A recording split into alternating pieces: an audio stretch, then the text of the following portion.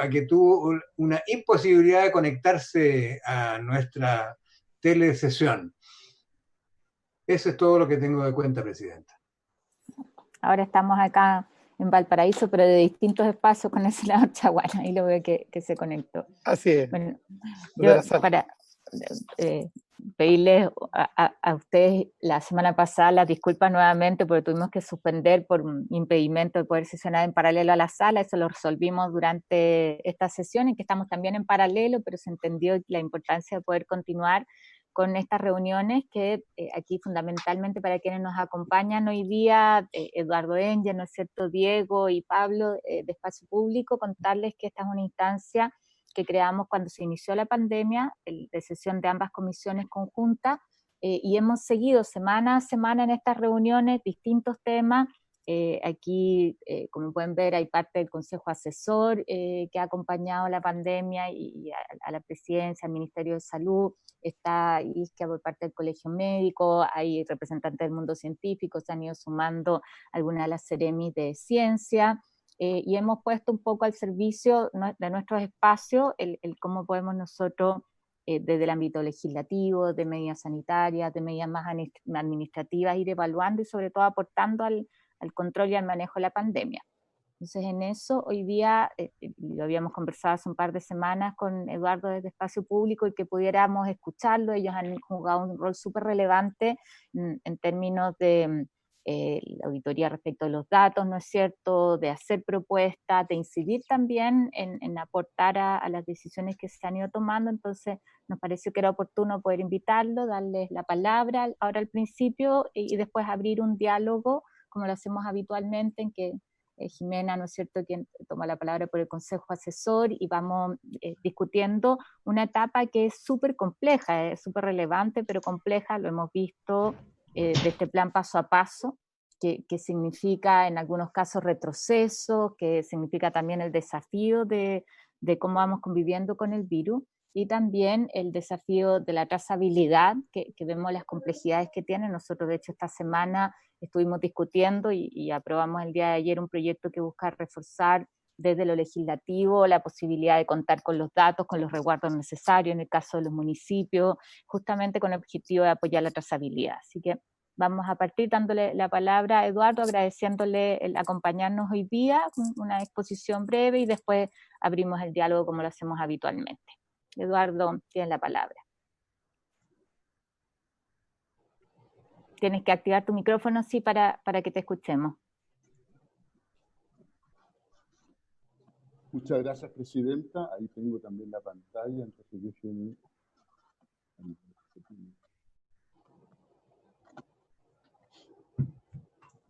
No se oye.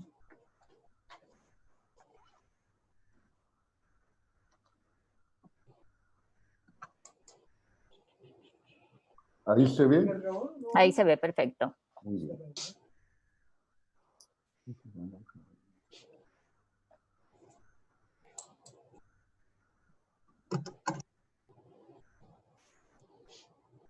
Bien, muchas gracias por la oportunidad de presentar ante estas dos comisiones del Senado.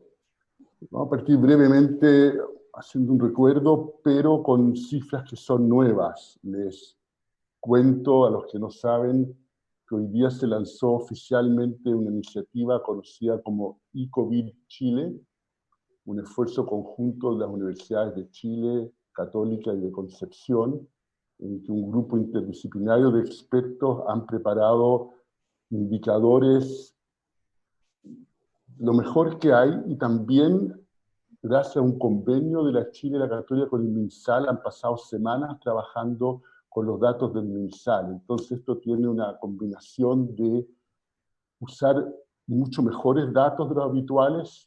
Muchos de estos datos no están disponibles en el detalle en que se usan acá. Ha habido también un trabajo de depuración de esos datos por los expertos de este grupo, y también las metodologías de un grupo en que hay epidemiólogos, estadísticos, gente del mundo de la ingeniería, de la computación, de las políticas públicas, transversal en especialidad, y también de estas tres prestigiosas universidades. Acá tenemos una primera gráfica que voy a partir con la región metropolitana, después vamos a ir a regiones, no se preocupen. mostrando el número de contagios por 10.000 habitantes en la región metropolitana.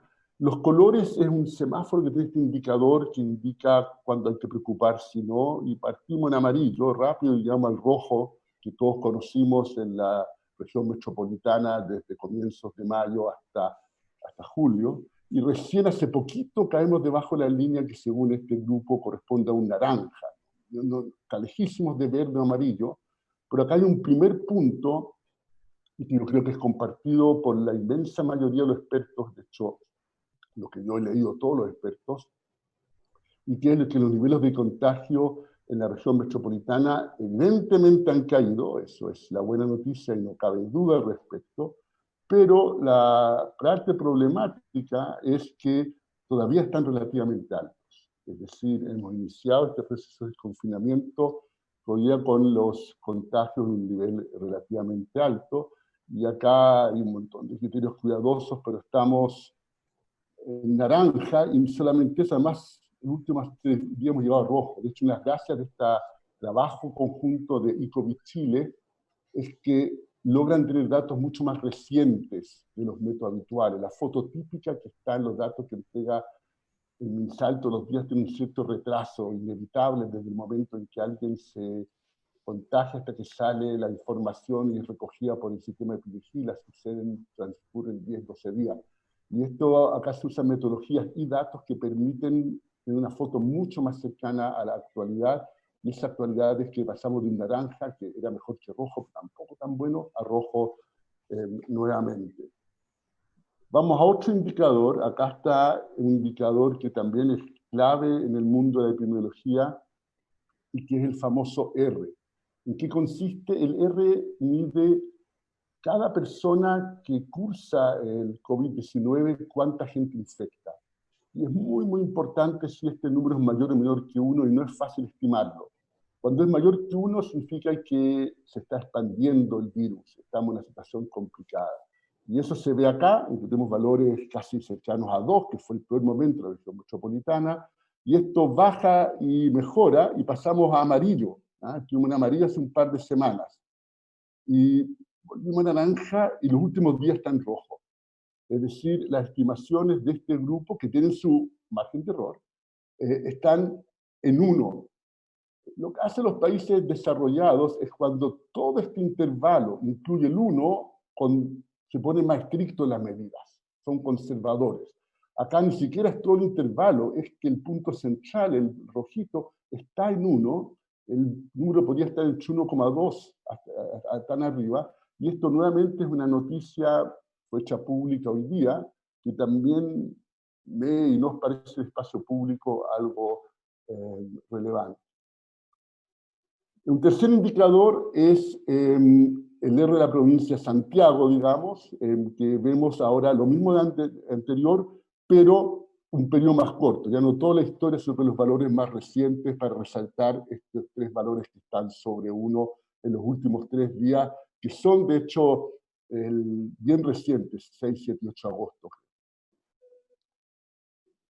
Y acá pasamos entonces a la positividad. Esta es una medida que mide de todos los test PCR que hago qué fracción da positivo. En la región metropolitana tuvimos días con 50%, eso es brutal, cuando estaba fuera de control, 1 cada 2 test que se hacía positivo, y eso me está diciendo que había mucha gente contagiada que no alcanzaban los test para hacerlo, y en conversaciones que hemos tenido en el espacio público con los alcaldes de distintas comunas de la región metropolitana es evidente que esto era así.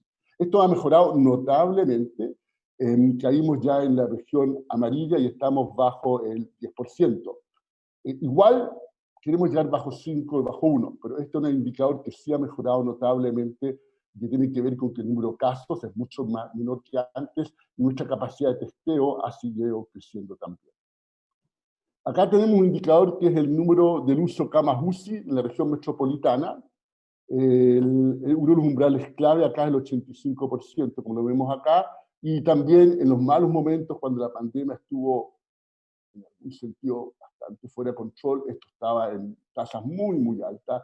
Recuerden, teníamos buena parte de los hospitales dedicados de lleno a COVID-19, muchas veces en unidades que no son las habituales para cuidados intensivos, Y esto viene bajando también, y también estamos en zonas de colores que, siendo mejores, todavía no son verdes tampoco, sino que están en naranjita en este caso. Y finalmente, pasamos a Magallanes. Acá tenemos un índice para Magallanes la presidenta de la comisión, digamos, tenemos Magallanes, lo que es la carga, el número de contagios, y vimos que en Magallanes hay un brote grande en semanas recientes, un aumento muy grande de los casos, y está claramente en rojo. Vemos también cómo el índice R de Magallanes también está claramente por sobre 1, estos son valores de 1.3, 1.4, es decir, está expandiéndose el virus.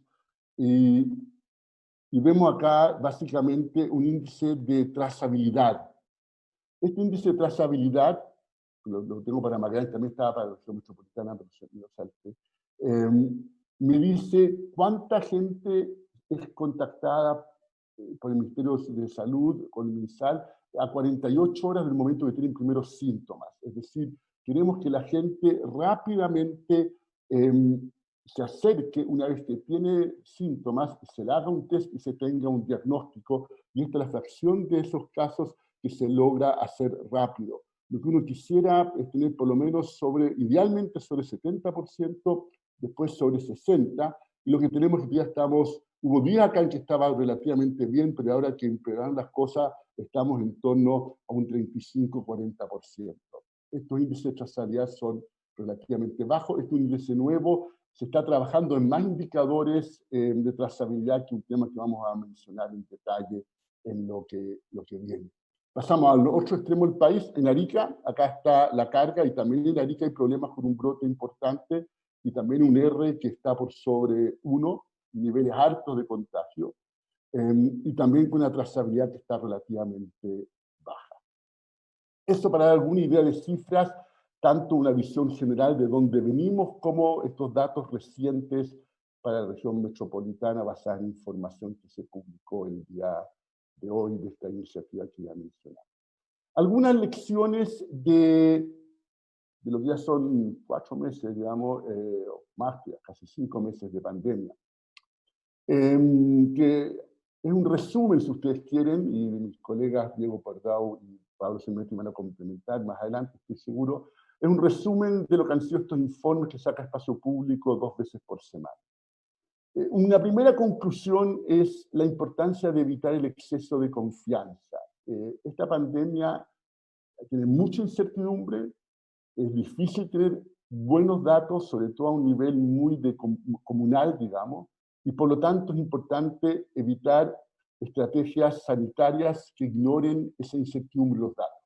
Por ejemplo, esta iniciativa ICOVID Chile, después de mucha discusión, optó por no tener indicadores del número de contagios o del R a nivel comunal. Y el motivo no es que no tuviéramos ganas de tenerlo, sino que el motivo es de que no van a ser suficientemente precisos y por lo tanto pueden llegar a políticas equivocadas. Este es un tema que en el Espacio Público lo planteamos desde el comienzo, el tener cuidado con ir a hacer política a nivel de comuna, primero porque la información no es suficientemente fina, y segundo porque sobre todo la ciudad de Santiago es un ente interconectado en el cual uno no tiene mucho sentido creer que uno está aislando una comuna de otra cuando en realidad la gente se mueve mucho de un hecho común. Segundo, la importancia de promover procesos participativos, lo que están haciendo ustedes en estas comisiones. Básicamente, la importancia de escuchar a quienes piensen distinto. Luego la autoridad decide. Evidentemente, quienes tienen el mandato popular son quienes toman las decisiones de política pública. Pero en ese proceso, si uno mira la experiencia comparada en otros países, los países que lo han hecho bien muchas veces tienen en común el hecho de un proceso sumamente participativo en que las instancias científicas, técnicas, de políticas públicas son escuchadas de manera muy, muy clara, y después la autoridad toma decisiones basadas en esa información. No siempre ha sido así del todo en los 4 meses o 5 meses de pandemia que llevamos. Finalmente, también tenemos un tema de transparencia y acceso a información. Tenemos una ciudadanía desconfiada, esto viene mucho antes de la pandemia, pero eso hace aún más importante el evitar errores en la información que se entrega, y tener el máximo de transparencia posible, y también ir haciendo más y más accesible los datos a las personas. Las cosas han mejorado mucho en ese sentido, pero todavía hay algunos temas que están pendientes.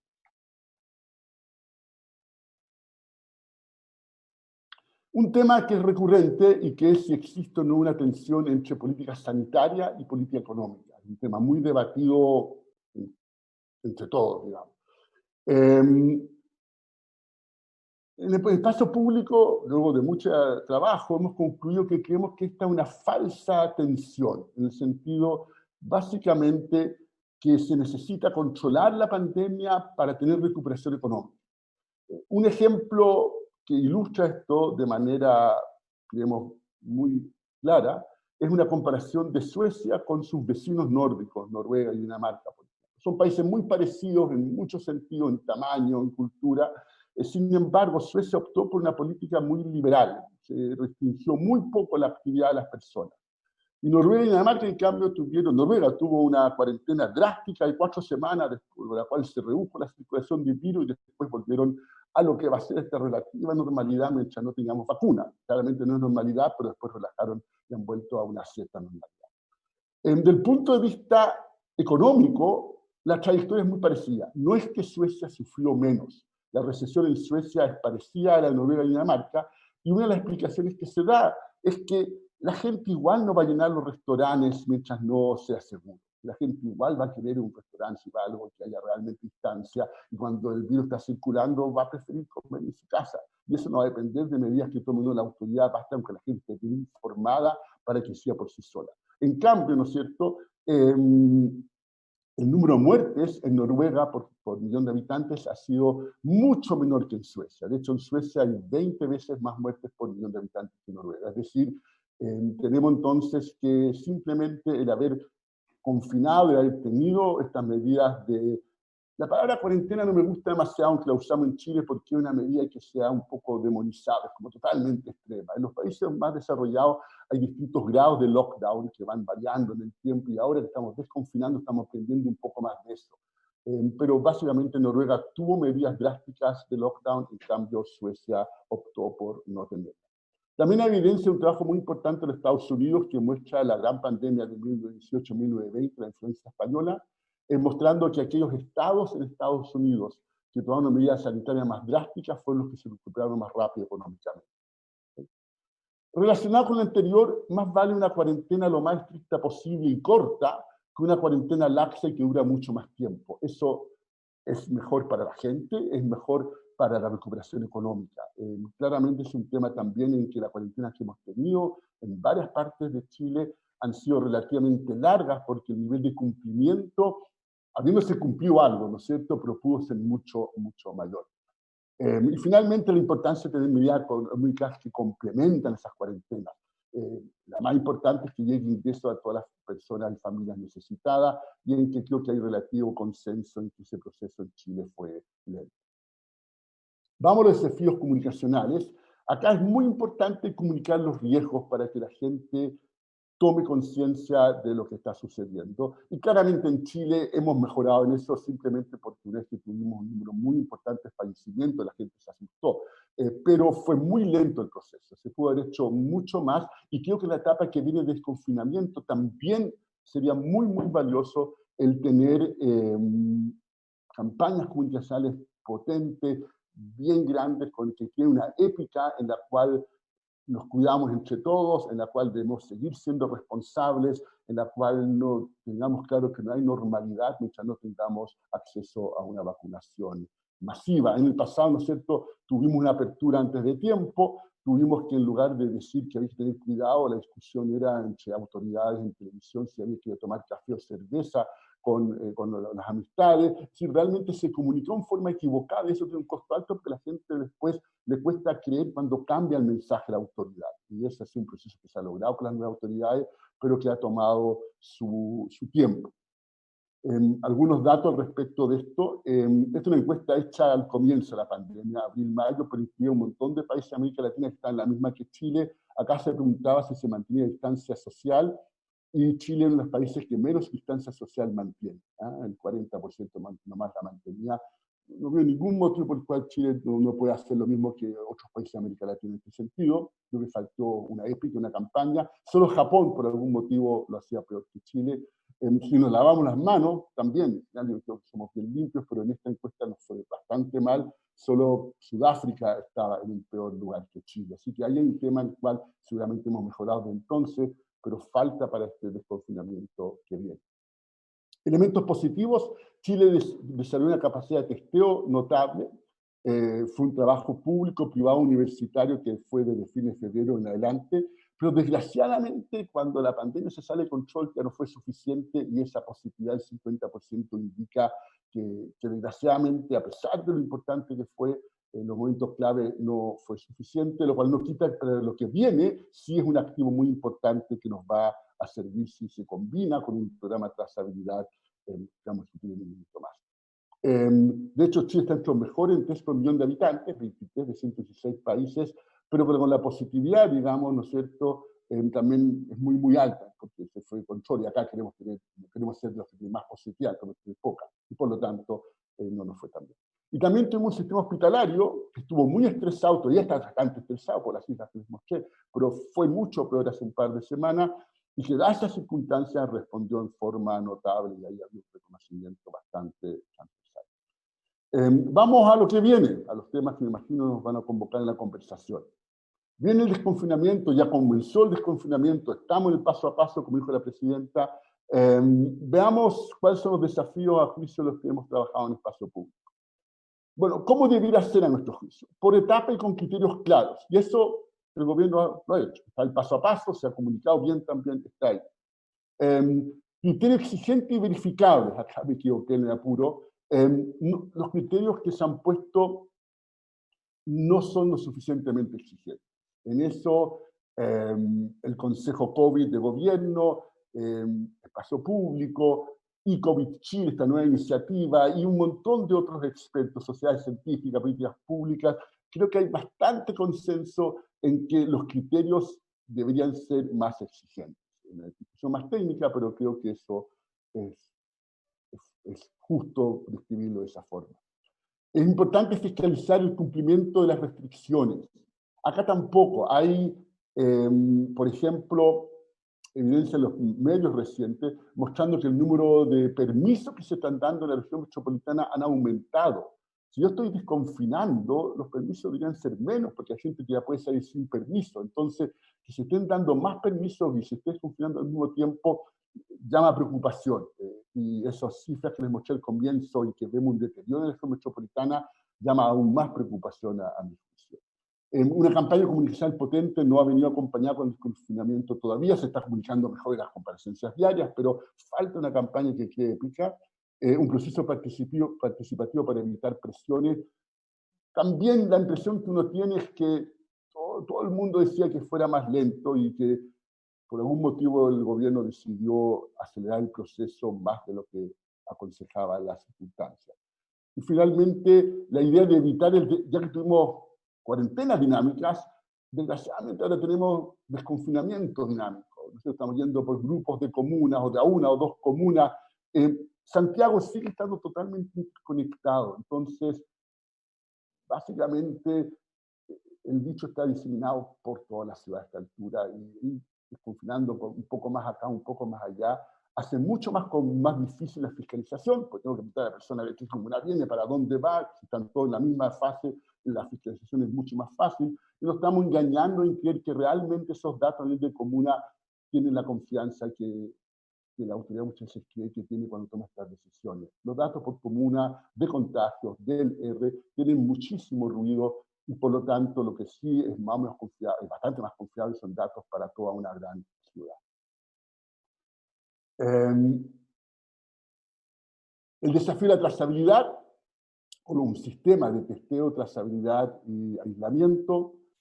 ¿Qué es la trazabilidad? Yo quiero aislar lo más rápido posible a la gente que tuvo contacto con una persona contagiada para que no se disemine el virus. ¿Ok? Es un desafío mayor de gestión. Y a nuestro juicio, el Ministerio de Salud de siempre no ha sido una institución con una gran gestión, digamos, no ha sido su fuerte, digamos, y en este momento estresado es aún peor. Entonces, acá se requiere ayuda, se está usando el sistema primario, pero esto hay que integrar la información, y hay una cultura en todos los sectores públicos del mundo a no creer que le ayuden de afuera. Yo creo que es el momento para dejar que les ayuden en gestionar los sistemas. Esto no es mala onda, digamos, lo dijo la subsecretaria en una entrevista, digamos, que básicamente no están los datos de trazabilidad, que es otro elemento clave. Si yo quiero trazar, ¿no es cierto?, tengo que tener los datos. Y dijo, bueno, tenemos los datos, dijo, pero no son tan rigurosos como para darlos a conocer. Eso es mala señal. Si tengo datos que no estoy dispuesto a dar a conocer, hay un problema serio, ¿no? O para publicarlo. Y ahí ve el motivo, que son datos que vienen de la atención primaria, la seremía, pero eso significa que no hay un sistema de manejo de datos que toma datos, los limpia, los pone en forma amistosa, los hace accesibles a todos los investigadores para que colaboren con la idea. Claramente acá hay un tema que es importante. Y después, en lo que es trazabilidad, dos cosas concretas. Uno, si en algún momento vamos a abrir centros comerciales, es clave que podamos trazar si una persona resulta que se contagió. Saber en qué centros comerciales anduvo los días en que era contagioso y ubicar a la gente con la cual pudo tener contacto. De eso depende si tenemos rebrotes o no, en gran medida. Más grande el desafío todavía, y lo mencionó la presidenta al comienzo, lo cual me alegró, yo no tenía conocimiento, está el tema del transporte público. Si alguien le da un test positivo, en ese momento uno quiere contactar a toda la gente con la cual esa persona tuvo contacto mientras era contagioso o contagiosa. Y si esa persona anduvo en metro, por ejemplo, quiere saber en qué vagón estuvo y contactar a la gente, porque si no va a tener un montón de gente que 3, 4, 5 días después va a comenzar a dar positivo también y el asunto se vuelve a salir de control. Y ahí, como dijo la presidenta, un tema clave es el tema de manejo de datos confidenciales, según lo que hemos aprendido. Yo al menos he aprendido, quizá ustedes sabían, en nuestro celular está la información para que si yo doy positivo, se pueda determinar muy rápidamente todos los otros celulares que estuvieron a menos de 1 metro mío durante las 48 horas que yo anduve contagioso sin saber. Y avisarle a esa gente rápidamente. Eso requiere un manejo de confidencialidad. Pero yo imagino que el desafío de ahí es simplemente buscar una institucionalidad de modo que dé garantía a la ciudadanía de que esto se va a usar bien, que cuando la pandemia termine esta información no va a estar en las manos equivocadas, y en Chile tenemos instituciones que dan esa confianza, y lograr avanzar en esto hace la diferencia entre poder controlar o no la pandemia en forma razonable y evitar rebrotes. Yo creo que estos son elementos muy, muy importantes. El gran desafío es la trazabilidad. Finalmente, una afirmación que queremos hacer. Se ha instalado la idea que los rebrotes son inevitables. Yo quiero ser optimista y decir que de nosotros como sociedad, y sobre todo de ustedes como autoridades, depende de que no haya rebrotes. Los rebrotes no son inevitables. ¿Okay? Se pueden evitar los rebrotes. Para hablar positivo y no en doble negativo como multiplicado en nuestro día. Hay muchos reportajes sobre rebrote hoy día en el diario, hoy día aparece nuevamente. Y claro, un país en que no ha habido rebrote no es noticia, ¿no? Uruguay sigue otra semana sin rebrote, ¿no? Ese medio no va a tener muchos clics, no van a vender ese diario, nada por el estilo. Entonces, vamos un poco a los números acá, rápidamente. Analizamos 83 países que tienen buenos datos. Hay todo un tema de datos y el COVID tomamos 83 países que uno puede argumentar son con los mejores datos. No han tenido ni siquiera un primer brote 6 países. ¿Okay? Uruguay y Chile. Todavía están en el primer brote 7 países, Chile entre ellos. Tuvieron un primer brote y no han tenido rebrote 15 países, y tuvieron un primer brote y están con rebrote 5. Entonces, de 33 países, 5 han tenido un rebrote. Si ustedes quieren, dejemos fuera a los que todavía están en el primer brote. Por el fondo creemos básicamente que una gran mayoría no ha tenido un rebrote. Entonces, no digo que sea fácil, no digo que les garantizo que no, pero hagamos todo lo posible para evitarlo y no entremos en una onda de resignarnos a que el rebrote es inevitable. Conclusión. Una evaluación preliminar, la evaluación definitiva de cómo lo hizo Chile será al final de la pandemia, y todavía podemos hacer muchas cosas bien, es que tuvimos más de un mes en que la pandemia estuvo fuera de control de la región metropolitana. Eso claramente es que no lo hicimos bien como país. Eso está está claro. Hay países que han evitado algo así, ya mencioné Uruguay como un ejemplo en América Latina. Algunas lecciones: procesos participativos de campañas comunicacionales tienen un rol importante, transparencia y acceso a información también. Recordar que Santiago está muy interconectado y que hacer política por comuna a nivel de desconfinar es bien dudoso. No hay recuperación económica mientras no se controle la pandemia. Creo que es una lección, un tema bien polémico, pero un tema que en el espacio público me lleva a esa conclusión. Y no hay normalidad mientras no tengamos vacuna. Vamos a tener que convivir con el virus. La buena noticia es que nuestros expertos en vacuna dicen que es probable que el primer semestre del próximo año tengamos vacuna masiva disponible en Chile. Lo que viene, evitar rebrotes, se puede. Trazabilidad, gran desafío de gestión y el tema de información, pero también se puede. Y finalmente, una alerta: los datos publicados hoy por ICOVID Chile sugieren un deterioro en la situación epidemiológica en la región metropolitana durante los últimos. Con eso, Presidenta, le voy a devolver la pantalla y vamos atentos y gustosos para poder responder sus preguntas.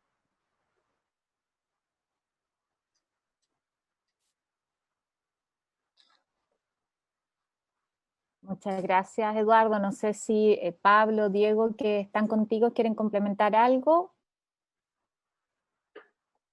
Bueno, también gracias, Presidente, por esta invitación, por la posibilidad de estar con usted. Comparto completamente la presentación de Eduardo.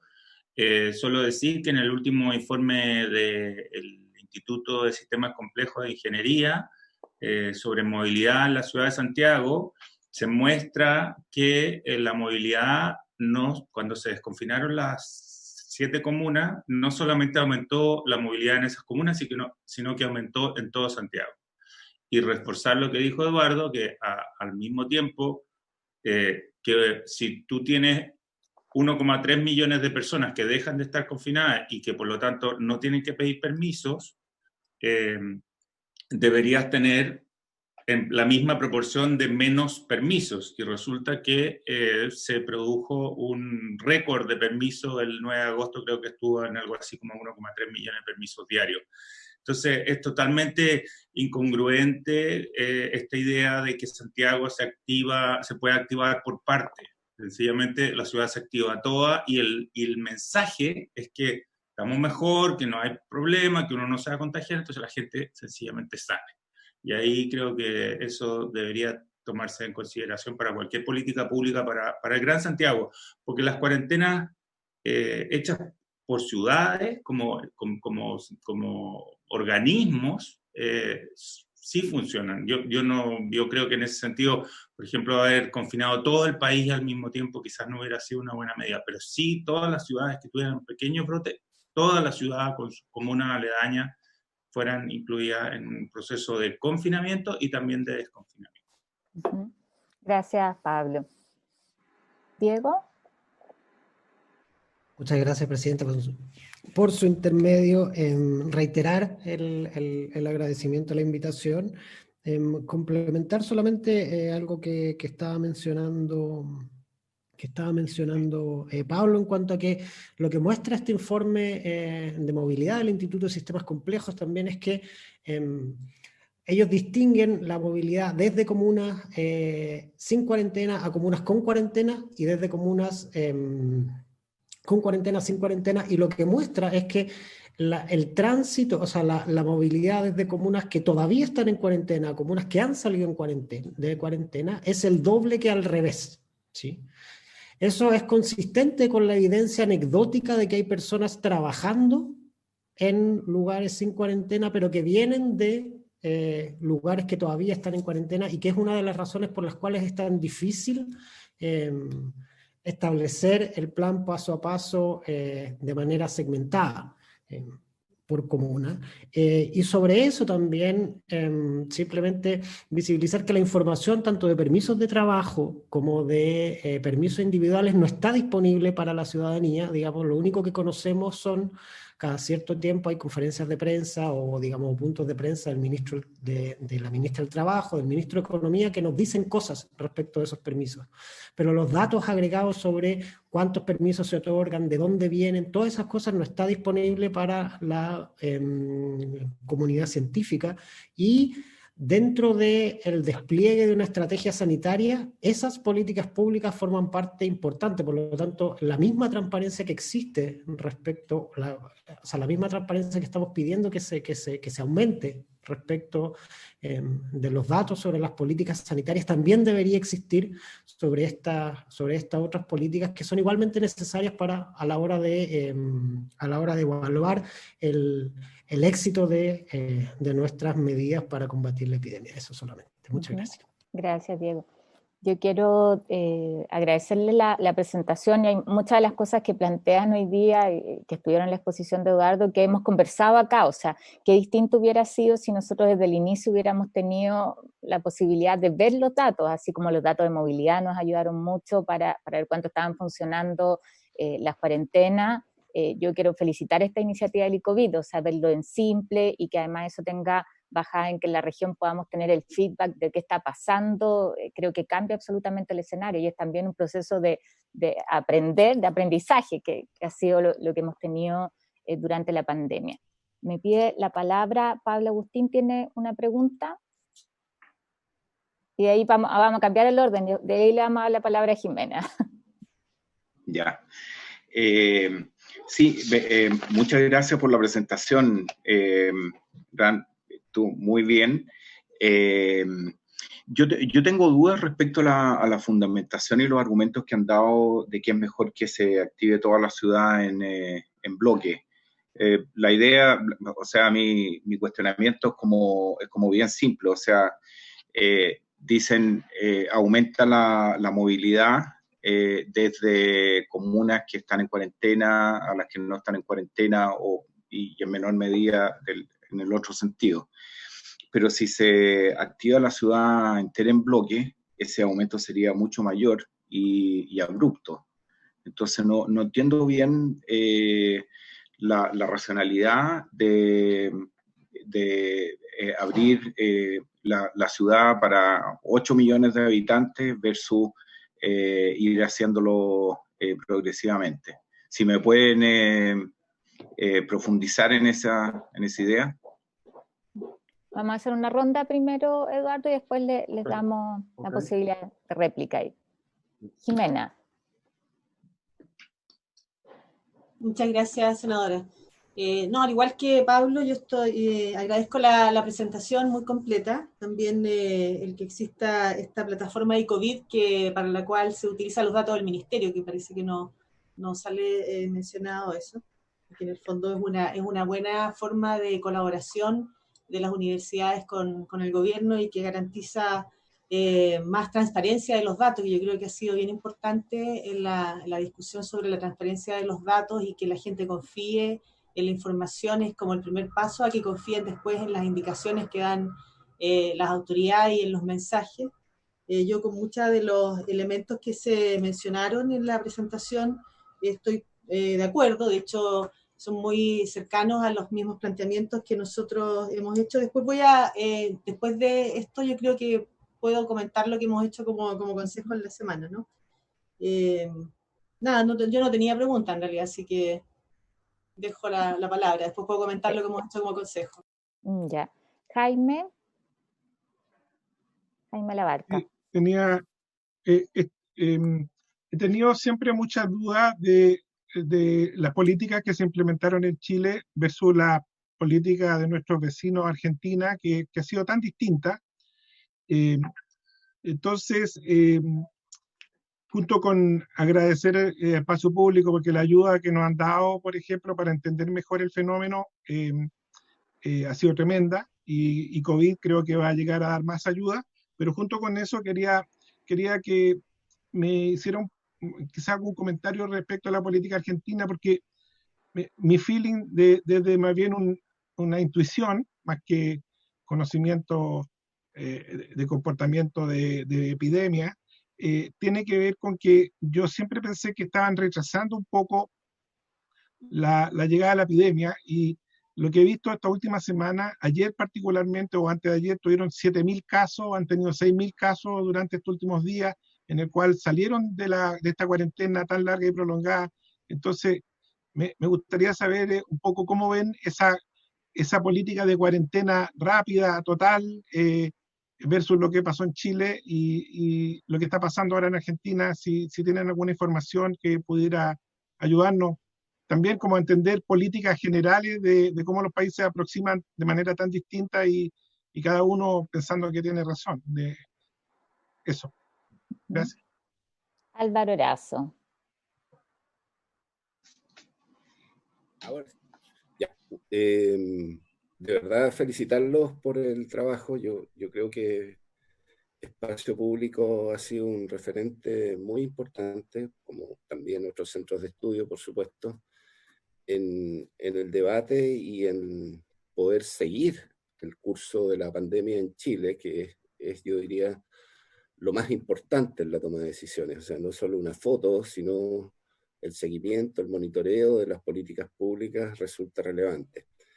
Dos preguntas tengo. Una, respecto a la atención primaria, digamos, y la necesidad de la información que tiene que tener la gestión local.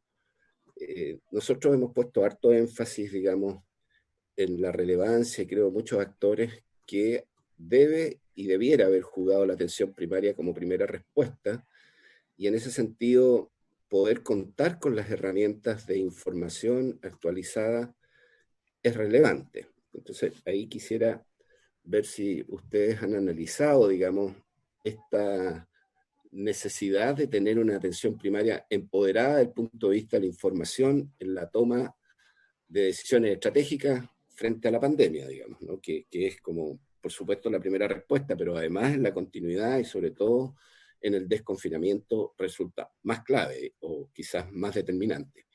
Y el otro tema tiene que ver con la transparencia en el ámbito de la gestión, por así decir, presupuestaria, o del gasto o de la inversión que una respuesta sanitaria tiene que tener. No sé si ustedes han trabajado, digamos, en poder dimensionar aquello, porque nosotros en conversaciones que hemos también sostenido con el nivel local de salud, básicamente atención primaria en la región metropolitana, ahí hay una inquietud, una queja, por así decirlo de manera concreta, de que las transferencias, los recursos no han estado de la mano de los anuncios y los compromisos del gobierno, y por supuesto eso impacta en la gestión operacional en el nivel local, en el nivel municipal. O sea, claramente para mover, por así decir, el aparato de la gestión local en recursos humanos o en acciones nuevas, porque estas son acciones que no estaban en el plan de atención primaria ni en el per cápita, se necesitan recursos. Entonces, no sé si ustedes han trabajado este aspecto. Esas eran mis dos preguntas. Gracias, Álvaro. No sé si hay alguna otra pregunta. No, le devolvemos a Eduardo. Yo solamente añadiría una en la línea de ustedes hablan de la confianza. Yo creo que eso efectivamente nos cruza en todo, y desde los datos, pero también algo que es clave y que vamos aprendiendo, que es como frente a estos desafíos complejos somos capaces de sentar a todos en la mesa y trabajar en conjunto, y eso es confianza de lo público, en entregar datos, en pedir ayuda, y yo creo que ahí hay un desafío que no es solamente para el manejo de la pandemia, sino también para cómo enfrentamos el futuro como país. Y a mí me gustaría preguntarle en eso, ¿qué es lo próximo que viene? Porque ya está esta plataforma ICOVID que yo creo que es parte de esa construcción, ¿no es cierto? De sentarse, universidades, ministerios, ¿no es cierto? Y ver cómo en conjunto abordamos el manejo de la información de mejor forma. Entonces, ¿qué están pensando ustedes como espacio público para continuar en ese proceso? Que yo creo que han sido bien relevantes del rol que tiene, en este caso, la sociedad civil, ¿no es cierto?, organizada como centro de estudio. Te dejo la palabra, Eduardo. Gracias, Presidenta. En primer lugar, voy en el mismo orden que hicieron las preguntas. Un gusto conocer al doctor Vial. Habíamos intercambiado varias veces WhatsApp y hasta conversaciones telefónicas, pero nunca lo había visto, así que me alegra poder conocerlo. Aunque sea telemático. Aunque sea telemático, pero igual es un avance, porque ahora tiene cara, Sí. no solamente una voz o un texto. Vamos avanzando, ya vendrá el café o la cerveza. A ver, el punto que nosotros hacemos es el siguiente, doctor Vial. El gobierno está tomando decisiones por comuna porque va viendo en cada comuna si se alcanza o no ciertos umbrales. Esa parte es la parte que nos parece, y no solamente espacio público, también ICOVID Chile en los hechos tiene la misma posición, que es un poco autoengañarse porque los datos de carga y DR a nivel comunal no son confiables. De hecho, decidimos ni siquiera calcularlo. Si usted ve los lugares que calculan esos datos, está la Universidad del Desarrollo, una iniciativa muy interesante con otras instituciones, son súper saltantes porque es puro ruido nomás. Entonces, ese es el punto. Entonces, el llegar a los umbrales para ir al próximo paso, hay que verlo como un todo. Ese es nuestro punto y creo que es el punto que sugiere la disponibilidad de datos, la granularidad de la información nos da para tomar decisiones por comuna. Distinto es si usted me dice, estamos en un momento en que la región metropolitana o el Gran Santiago llegó para pasar el próximo paso y usted dice, bueno, para ir viendo cómo va esto, hagámoslo en 2 etapas, y primero parte del sur y después el norte, el Santiago, la parte oriente, occidente, para ver qué sucede. Esa es una política muy distinta a cómo se ha formulado el paso a paso. Y en ese sentido, una posibilidad sería hacer eso en línea con lo que me imagino era su inquietud. Otra es alcanzar niveles un poco más bajos y no hacerlo, pero eso es discutible. Pero nuestro punto es de que estamos todos focalizados si la comuna Santiago, el R subió, bajó. Eso es ruido nomás, eso no es política pública basada en datos confiables. Así que en ese sentido creo que hay una distinción importante. Quiero agregar algo, Eduardo. Dale. Al reunir a toda la ciudad, finalmente los índices que se exigen se vuelven más demandantes porque tiene que ser toda la ciudad. Entonces, claro, ahora apuramos a aquellas que nos parece que están mejor que las otras, y en el fondo lo que deberíamos haber hecho es esperar a que todo el conjunto alcanzara un nivel que nos diera la seguridad suficiente como para que el sistema de testeo, trazabilidad y aislamiento pudiera seguir cualquier brote que naciera de ahí. Eso hace que la cuarentena se alargue o se vuelva incluso más estricta si es necesario, pero para alcanzar un nivel base de contagios que permita enfrentarlo con el sistema de TTA. Puedo también agregar una pequeña cosa. Sí, obvio. Que es importante separar cuál es la unidad de análisis que uno utiliza y cuál es la unidad de implementación de la política pública. Para efectos de la unidad de análisis es importante desagregar Santiago efectivamente en zonas quizás más grandes que comunas, de grupos de comunas que permitan aislar el ruido del que mencionaba Eduardo. Nosotros en su momento propusimos seguir de alguna manera la distribución de macrozonas del sistema hospitalario. Y esa es la unidad de análisis. ¿Sí? Entonces, una primera fuente de riesgo que tú quieres evitar es que solamente por sacar promedios entre distintas unidades de análisis tú estés desconfinando simultáneamente lugares que están mejor preparados y peor preparados. Entonces, tú quieres que tu unidad de análisis sean separadas y que individualmente cada unidad de análisis cumpla con los umbrales que te pones en el plan. Pero a la hora de la manera en que implementas el plan, no te basta que solamente una unidad de análisis cumpla con los parámetros, sino que tienen que todas, individualmente, cumplir al mismo tiempo los umbrales para que conjuntamente se avance en el plan paso a paso. Eso es más demandante, o es más exigente como criterio que lo que se está haciendo ahora y por lo tanto implica un menor riesgo. Simplemente esa acotación quería hacer. Sigo entonces con la pregunta, bueno, no hubo pregunta, pero igual saludar a Jimena Aguilera, que tuvo un comentario que no me quedó claro si era para mí o para la plataforma ICOVID Chile. Pero por si fuera para mí, digamos, dijo de que no se mencionó que ICOVID Chile tiene un convenio con el MinSal. Yo en la presentación lo dije, y es súper importante. Ahora quizás se refería a la plataforma y ahí no he mirado si está o no, pero si era mi presentación, a veces hablo rápido, pero claramente lo mencioné y tengo clarísimo. Una de las Lo dije que hubo acceso a información mucho más detallada gracias a un convenio de la Chile, la captura con el MinSal, y no menciono la Universidad de Concepción porque ese convenio fue anterior a que la Universidad de Concepción ingresara en Chile. Así que eso está, y es muy, muy importante el trabajo que han hecho conjuntamente dos investigadores de ICOBIT Chile con el equipo que ve los temas de datos en el MinSal bajo el cargo del doctor Arao. Así que es un trabajo muy, muy valioso socialmente, para la toma de políticas públicas, etc. El doctor Labarca quiere que comentemos sobre Argentina. A ver, yo con Argentina, yo no he seguido mucho a Argentina porque los datos de Argentina no me dan mucha confianza, digamos. Entonces, cada vez que analizo Argentina, tengo que escribirle a mis amigos argentinos y decirme cuánto le creo a este dato, cuánto no le creo a este dato. En todo lo que es instituciones en general, no sé si salud pública, y ustedes van a hacer más que yo, Chile no se compara habitualmente con Argentina nomás. No, en América del Sur, digamos, en América Latina, somos Chile, Uruguay y Costa Rica, con instituciones mucho mejores que el resto nomás. ¿Ah? Entonces, no es Argentina, pero lo que sí sabemos de la experiencia de todos los países, las cuarentenas drásticas son medidas que se toman en momentos extremos para contener la pandemia, y luego hay que tener un sistema de testeo, trazabilidad y aislamiento funcionando para salir de eso. Las cuarentenas drásticas no es la forma habitual de hacer las cosas, o dicho de otra forma, la mejor cuarentena es tener un buen sistema de trazabilidad, de modo que no se necesite. Pero claramente pasarse meses y meses con una cuarentena total no es una política buena tampoco, no sirve. Claramente hay que tener después un sistema de trazabilidad para volver a tener una cierta normalidad y detectar rápidamente los casos y poder aislarlos. Porque si no, se va a tener estos ciclos en los cuales uno se relaja, vuelve a salirse de control, porque como no tiene trazabilidad, si uno se da cuenta demasiado tarde, y ahí no le queda otra que tener medidas muy drásticas, vuelve a controlar después de mucho tiempo y vuelve a salirse de control y tiene otro ciclo hasta que hay una vacuna que obviamente no queremos tener, queremos evitar a toda costa.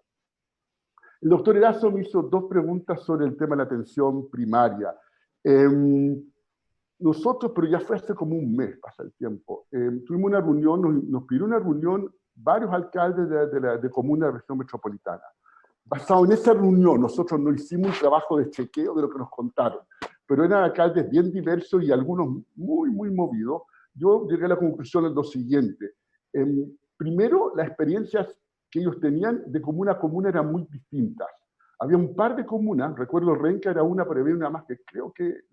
incluso la Pata, creo que la Estación Central, pero hay una más que tiene un sistema propio de trazabilidad bien armado y que, lo dijimos en el informe de espacio público, ojalá cuando el gobierno se tomó más en serio el tema de trazabilidad, ojalá hablara con las comunas que ya tenían ideas avanzadas. Y otras comunas que uno se da cuenta que los alcaldes estaban sobrepasados y no hacían nada, no podían hacer, hacían muy poco de trazabilidad. Era muy diversa la experiencia y estaba muy disgregada. Y ahora viene el desafío, primero, de usar al máximo posible el sistema de atención primaria y la experiencia de las comunas. Segundo, ojalá tomar las experiencias virtuosas de algunas comunas y traspasar el conocimiento a las que están empezando. Y tercero, el gobierno central, a través del Ministerio de Salud, tiene que coordinar toda esa información en un sistema único, porque hay una parte en que obviamente el insumo viene de la atención primaria, pero después yo quiero centralizar esa información para tener la visión global y también para poder tomar las políticas que correspondan. Respecto a los recursos, la situación hace un mes al menos, y eso hace tiempo, era de muchísima queja respecto que no había llegado la ayuda, y eso era un reclamo común. Ahora, eso es más o menos obvio, porque hace un mes se estaba haciendo poco, aunque igual había historia de que habían prometido recursos que no habían llegado, pero entre tanto no hemos hecho el seguimiento como para poder responder con el detalle que quisiera el doctor Erazo en qué está exactamente hoy día ese tema, pero al menos hace un mes era un tema en que había coincidencia entre todos los alcaldes con que fue esta reunión de que los recursos del gobierno central o no habían llegado o estaban llegando muy lento y con tardanza. Finalmente, la pregunta la hacía la presidenta de la comisión respecto a lo que viene al rol de la sociedad civil.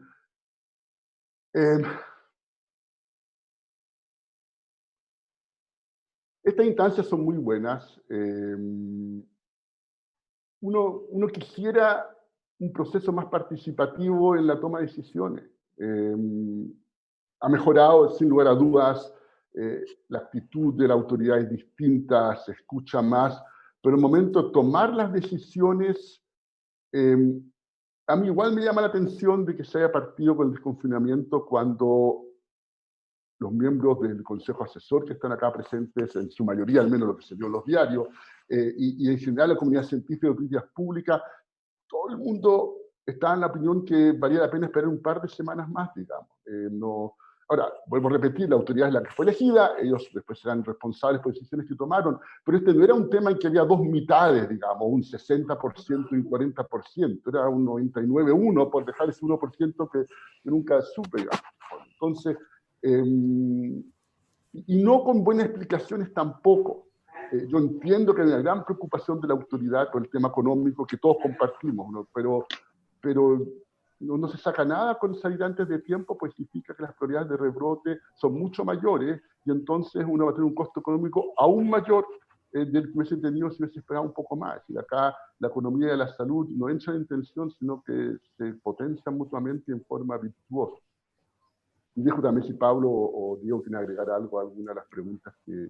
Sí, respecto a la atención primaria, nosotros propusimos, o sea, la relación de la atención primaria con el cuerpo central del MinSal, propusimos el desarrollo de un sistema de información que permitiera identificar el caso claramente, sus contactos madres, sus contactos estrechos, y que permitiera hacer una medición de la gestión que se está realizando en testeo, es decir, cuán rápido llega el test después de que la persona es notificada, cuán rápido se le testea, cuán rápido se le informa, cuán rápido se le aísla una vez que es notificado, cuánto tiempo toma realizar la trazabilidad.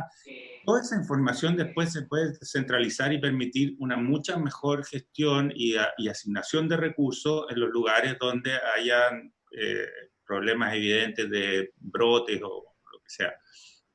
Está en uno de nuestros informes, son 14 variables, esas variables se informan y eso se reúne. Ahora, esto es un esfuerzo logístico, como cualquier sistema de información. Yo hace muchos años fui gerente de sistemas de COPEC, así que me acuerdo de lo difícil que era implementar un sistema, porque hay que capacitar a la gente, tiene que ser fácil de utilizar, y la gente también tiene que tener la voluntad de ingresar toda esta información al sistema, pero una vez que están dando, eso permite tomar muchísimas mejores decisiones. Y va en línea con lo que decía la subsecretaria, que ahora lo que tienen son datos en Excel, digamos, en formatos que no son publicables. Entonces, todo eso se alivianaría si es que pudiéramos implementar este sistema de información con la información de la atención primaria, y eso además serviría como un sistema de comunicación entre el espacio central y la atención primaria, porque la atención primaria inmediatamente podría decir, mire, tenemos un problema porque está viendo sus datos, y la atención central podría ver los mismos datos y decir, bueno, vamos en ayuda de esta situación, de esta otra, de cómo podemos mejorar aquí y allá.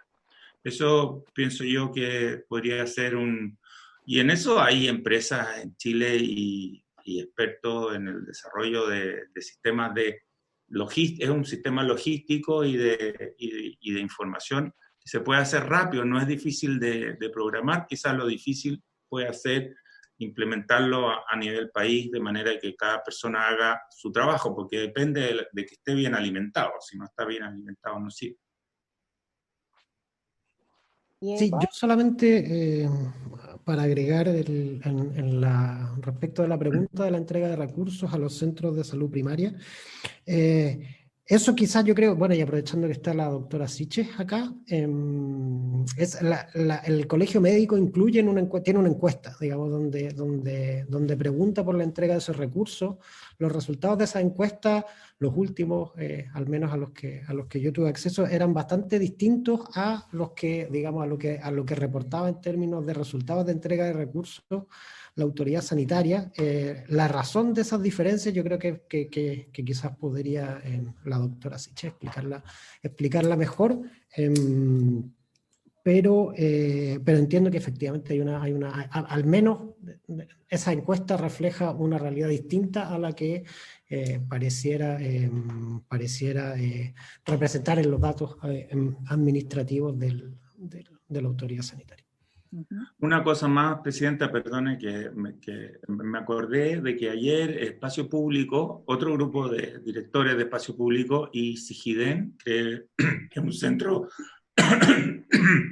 de estudios sobre desastres naturales, hicieron una propuesta, y entre las propuestas que realizaron fue que hubiera no sé si, ¿cómo lo llamaron? No sé si una mesa intersectorial para la toma de decisiones, de manera que la toma de decisiones fuera participativa y no estuviera todos estos estamentos, porque está la mesa social, está el consejo asesor, pero sin capacidad o sea, el consejo asesor ha hecho un gran trabajo, sobre todo ahora todo el aporte que se está haciendo en el tema de testeo, trazabilidad, en los índices que se han propuesto para mejorar el proceso del paso a paso. Pero no tiene la capacidad de decisión final. La decisión final se toma en esa sala cerrada los días miércoles y creo que alguna vez los domingos. Y en este informe se propone una mesa abierta, participativa y que toma la decisión, podríamos llamarlo así, en comunidad. Me agregan un último tema, volviendo al doctor Labarca, me estaba también acordando. Estuve en un foro hace una semana en que participó un experto colombiano, y el resumen que él hizo de la experiencia colombiana fue muy interesante, porque hasta hace un par de semanas Colombia era un caso exitoso, un país con instituciones más débiles que Chile, claramente según todos los indicadores internacionales, y según él, el éxito se debió a que el presidente Duque confió en las autoridades científicas del país y médicas, y punto. Siguió lo que le estaban diciendo. Y esto dejó de ser cierto cuando hubo enorme presión del mundo del pequeño comercio, el retail, para que tomaran medidas para reactivar la economía, y el gobierno cedió a esas presiones y puso 3 viernes consecutivos, o separados por un viernes, cada quincena, en que no se pagaba IVA si uno iba a comprar. Ya después, el segundo viernes, se había salido control la pandemia, el tercer viernes se tuvo que suspender, y ahora Colombia tiene indicadores pésimos y tiene muy, muy altos de contagios. Pero esencialmente fue el momento en que se abandona el haber seguido muy de cerca lo que le sugerían el mundo científico y se cede a presiones del mundo de los negocios, digamos, para llenar los moles con gente que iba a comprar su plasma, digamos, porque no tiene que pagar IVA, y eso es, según los expertos colombianos, lo que ha llevado a que en este momento Colombia pasa a ser un país que tiene serios problemas también con la pandemia. Clarísima la medida que no tenemos que tomar. Me había pedido la palabra Isquia, y después le voy a dar la palabra a Jimena para que nos pueda contar también en qué están en el Consejo Asesor en estos días. Doctora. Súper, gracias, Presidenta. Primero, bueno, saludar a todos los que nos acompañan, especialmente a Espacio Público, por el tremendo rol que han tenido en esta pandemia. Han permitido ir desbloqueando distintas etapas que muchos de nosotros no lo habíamos logrado previamente. Comparto con ustedes 3 de las preocupaciones que también las traía para plantear en esta instancia. La primera es que todavía no hemos logrado avanzar completamente en transparencia a pesar de todos los meses que llevamos. Creo que no hay que bajar los brazos en ese ámbito, y las distintas comisiones investigadoras que se están haciendo en el Parlamento deberían dejar establecido que esos datos estuvieran presentes, sobre todo en materia de trazabilidad. Hoy día nosotros tenemos muchas preocupaciones y dudas, y tal como hacían referencia, presentamos un monitoreo y a la vez nos juntamos con algunos municipios, y el 5 de agosto, y se los compartí en el chat del Senado, hicimos un informe solicitando algunos temas puntuales. Por ejemplo, los traspasos de los recursos fueron por una vez, no le entregan los casos vienen cruzados, los sistemas que en teoría tenían que conversar porque habían monitoreos propios como el Esmeralda o el Centinela, no están conversando las plataformas, las latencias para el diagnóstico están, y la tabla de datos de estos registros tiene 2 fuentes. Una, producción propia por las propias seremías, y la segunda es por producción propia por los propios alcaldes, y ahí ha producido muchos problemas y distorsiones. Entre ellas estamos viendo que se ha notificado por el mismo médico, ahora se están notificando algunos de los contactos estrechos, se sospecha que eso podría inducir a que se tome solo en la primera consulta el primer contacto estrecho que el médico ponga y quizá haya una orientación a no seguir aumentando en esta historia o en esta investigación epidemiológica más contactos estrechos en esos casos. Creemos que es necesario mirar hacia ese punto, como también que no llegan los registros lo suficientemente limpios para iniciar en los territorios el análisis. Así que creemos que hay un gran problema, además de, bueno, todo lo que dice ese informe. Y en ese punto yo creo que esperábamos nosotros como colegio que pudiera haber un Zoom, tanto del Consejo Asesor como entidades como Espacio Público y obviamente los parlamentarios, porque creo que en esta estrategia nos jugamos obviamente todo. Hemos visto aumento en la capacidad de testeo, pero es necesario poder ir creando quizá algunos indicadores más detallados, tanto para no inhibir a los municipios, porque esto se está usando como publicidad. En algún momento todos querían cuarentena, ahora todos quieren salir de cuarentena, y cuando esos autorreportes vienen de los municipios, muy probablemente van a existir tendencia a tener resultados más favorables, porque se empiezan a comparar entre los alcaldes, y particularmente tengo el ejemplo de Recoleta, que detectaba más capacidad de casos, pero hacía más del triple que comunas aledañas en su capacidad de testeo. Y obviamente el alcalde me decía, bueno, es una mala política para mí porque no me los segregan de forma evidente. Y la última que no hemos logrado avanzar es lo comunicacional, pero ahí les voy a les voy a desclasificar que la próxima semana nosotros vamos a lanzar una área comunicacional que, bueno, me imagino que no va a tener tan amplio impacto, pero sí que deberíamos seguir tensionando a que el gobierno montara más fuertemente, sobre todo en esta parte del desconfinamiento, información clara. Yo creo que he escuchado a la subsecretaria 8 veces hablar del tema del fútbol y todavía no tengo claro, y creo que eso ha llamado a mucha confusión. Nos han planteado distintos sectores clarificar actividades que son de continuo funcionamiento, como también preparar el 18 y obviamente el tema del plebiscito que viene prontamente. Muchas gracias a Espacio Público por el trabajo. Gracias, Isquia. Gracias. Le doy la palabra a Jimena.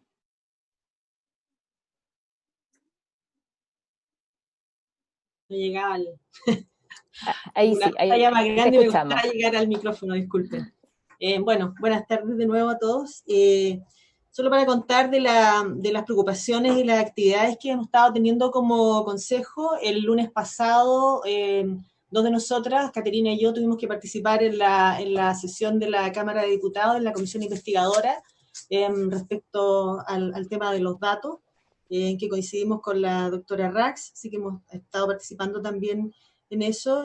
Nosotros estamos muy preocupados de ver este tema de cómo avanza la estrategia integral. Es muy importante considerar de que una pandemia requiere una estrategia integral, y nosotros hemos visto cómo a través del tiempo se va reforzando uno de los aspectos y va tomando peso, y como que se pierde de alguna forma el tema de la integralidad de la respuesta. Entonces, en este momento hay mucho problema y mucha problematización de la trazabilidad, pero nosotros también estamos preocupados del tema del aislamiento. O sea, cuando se habla de la trazabilidad, siempre yo entiendo que están tratando de hablar de la estrategia de testeo, trazabilidad y aislamiento, que va unido a lo que es la contención comunitaria, que son estos cierres o cuarentenas totales que alguna gente le dice, y la comunicación social, que ha sido un pilar que ha estado débil, nosotros pensamos a través del tiempo, y la parte de la respuesta de la red asistencial, que probablemente ha sido el componente que se ha desarrollado con mejor manera a través de esta pandemia, que ha sido capaz de resolverlo, superando incluso los problemas de segmentación del sistema de salud y de la fragmentación que nos producen problemas ahora en la trazabilidad, como mencionaba Isquia, en la interacción entre la municipalidad y la Seremi, por ejemplo. Entonces, en relación a estos temas, como se mencionó, nosotros hicimos una propuesta de cómo señalar fases para el desconfinamiento. Hicimos una propuesta también de indicadores. Está pendiente una conversación con las autoridades para fijar los indicadores umbrales. Ciertamente que el fijar los umbrales, nosotros en un primer momento cuando hicimos la propuesta del plan, planteamos de que el plan tenía que ser muy participativo, tenía que trabajar con las autoridades locales, con los actores sociales, algunos de los cuales están aquí presentes, que esta ha sido una buena instancia para ello. Y el tema de los umbrales también discutirlo. Después nosotros, al ver que ya seguía avanzando eso, hicimos nuestra propia propuesta de umbrales para pasar de una fase a otra. Y el mismo ministro avisó el día lunes que íbamos a conversar con nosotros para llegar a un acuerdo con respecto a los umbrales. Los umbrales hay que irlos calibrando de acuerdo a la realidad de los datos.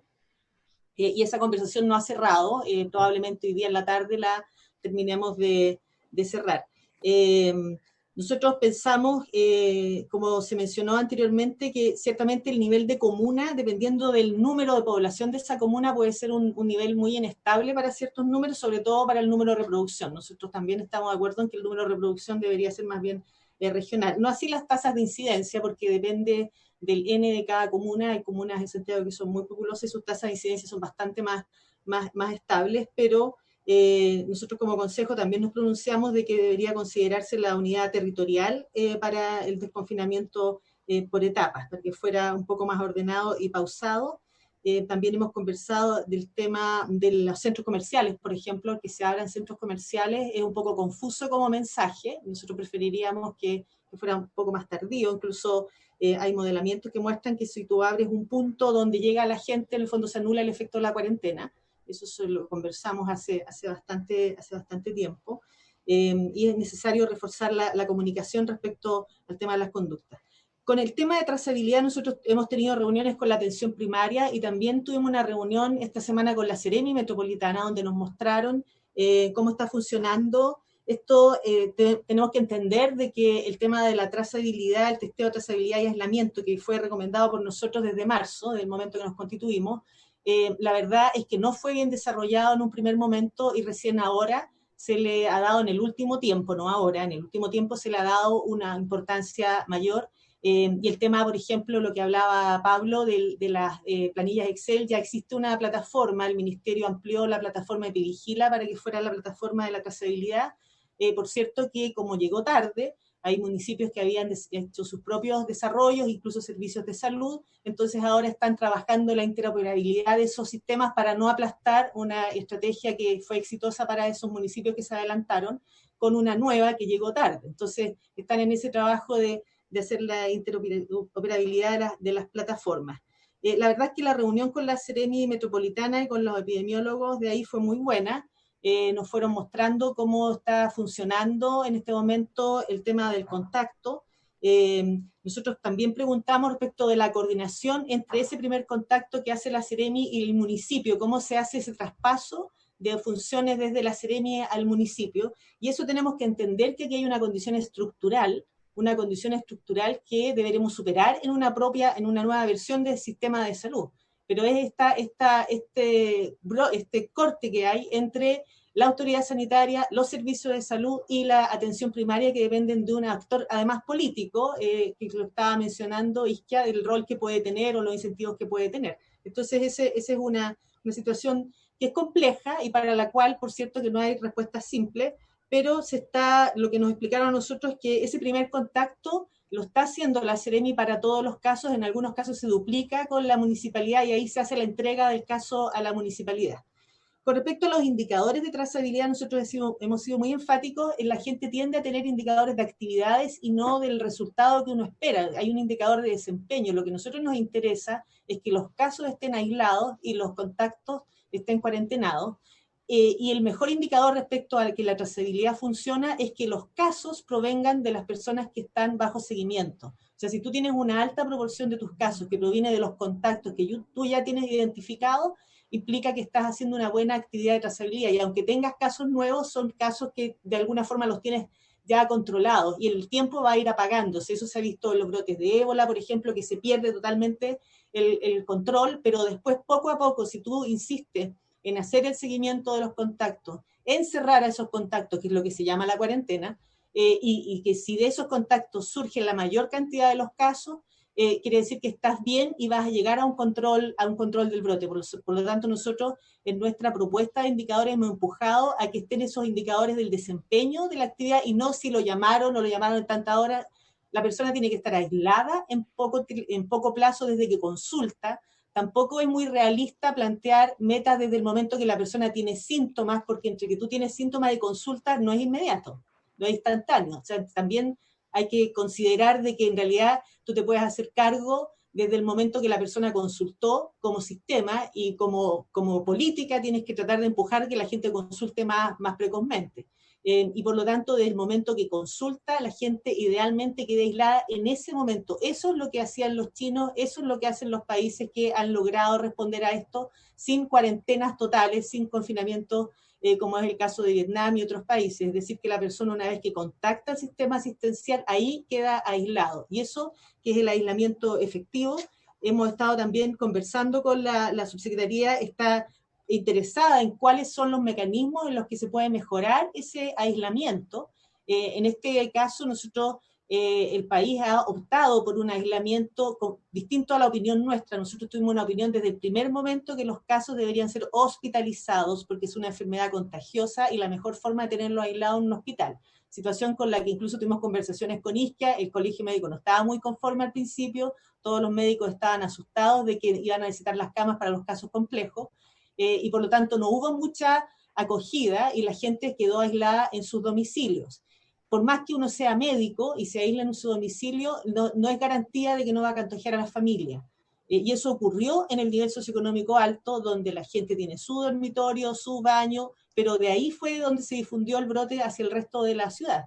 Así que eso es algo que nosotros hemos estado discutiendo y estamos conversando cuáles son las mejores formas de garantizar un aislamiento más oportuno y que tenemos que utilizar para ello. Las residencias sanitarias han sido una respuesta adecuada, necesitan ser más cercanas al domicilio de las personas, incluso no es descartable el tema de la atención primaria como la primera unidad de aislamiento, como hicieron los chinos con el SARS-1, que la gente quedaba aislada en el consultorio con camillas de observación, usar las camas de baja complejidad. Nosotros tenemos hospitales de infeccioso, por ejemplo en la región metropolitana, el generar una capacidad y en la medida que van bajando los casos retomar esta posibilidad del aislamiento, porque eso es lo que nos va a garantizar de que si hay nuevos casos no se vuelva a incendiar en el fondo el contagio hacia el resto de la comunidad. Por lo tanto, esas son las áreas en las que hemos estado preocupados. Hoy día tenemos conversación para cerrar el tema de los umbrales para el paso de una fase a otra y en seguir revisando este tema de la trazabilidad que va avanzando torpemente, pero va avanzando y va teniendo mejores incluso en el informe epidemiológico que se publicó ayer, creo. Viene al final unos indicadores de trazabilidad, no son los que nosotros queremos que sean indicadores respecto a cuán rápido se aísla la gente, cuántas personas provienen de los contactos que están bajo cuarentena, además del tema de qué proporción de los contactos ya están identificados, y seguir conversando respecto de cuáles son las mejores estrategias para garantizar un desempeño óptimo del testeo de trazabilidad y aislamiento, aprovechando el hecho de que va bajando la cantidad de casos, incluso con estas fluctuaciones que ha habido este último momento, que son preocupantes también, pero que es necesario reforzar mucho esa estrategia, viendo el desempeño de la estrategia y no llenarnos de indicadores de actividad que en realidad no es lo que nosotros necesitamos en este momento. Eso puedo comentar, no sé si quiere complementar Pablo, Caterina o Álvaro que andan por ahí. Sí. Pablo, gracias Jimena. Sí, lo único a agregar y que está relacionado con lo que expuso Eduardo es que notamos que hay una mejoría notable de la calidad de información que se expresa en los informes y la información que está disponible para análisis de otros centros y también vemos como algo muy positivo que han aumentado las colaboraciones en el compartir esos datos de tal manera que pueden haber distintas visiones.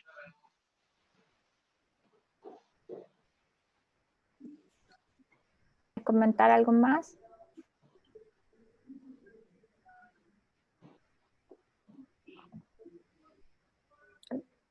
No, le doy la palabra a Guido, que me la había pedido hace un rato. Senador Girardi.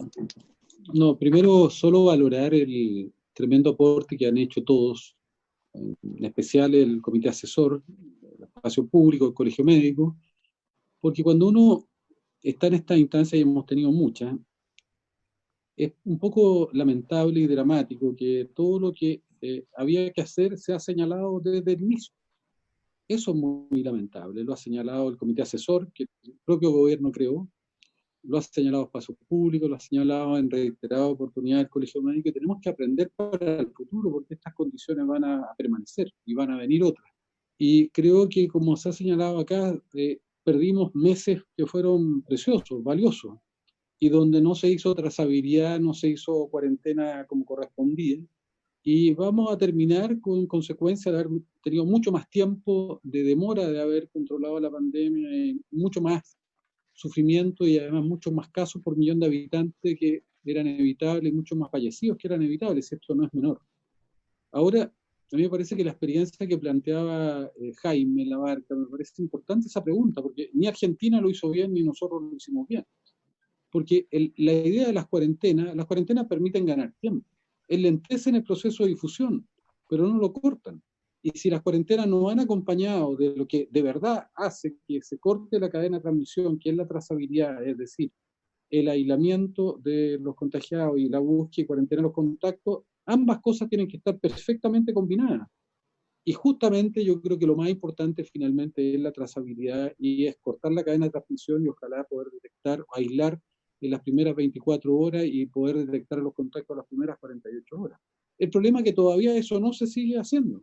Todavía eso empezó con el ministro París, yo lo reconozco, pero todavía las métricas que tenemos son totalmente insuficientes para poder tener tranquilidad. De hecho, si uno mira la cantidad de personas que son activos y más lo probable y ve los que están hoy día en residencia sanitaria, son una pequeña fracción del total.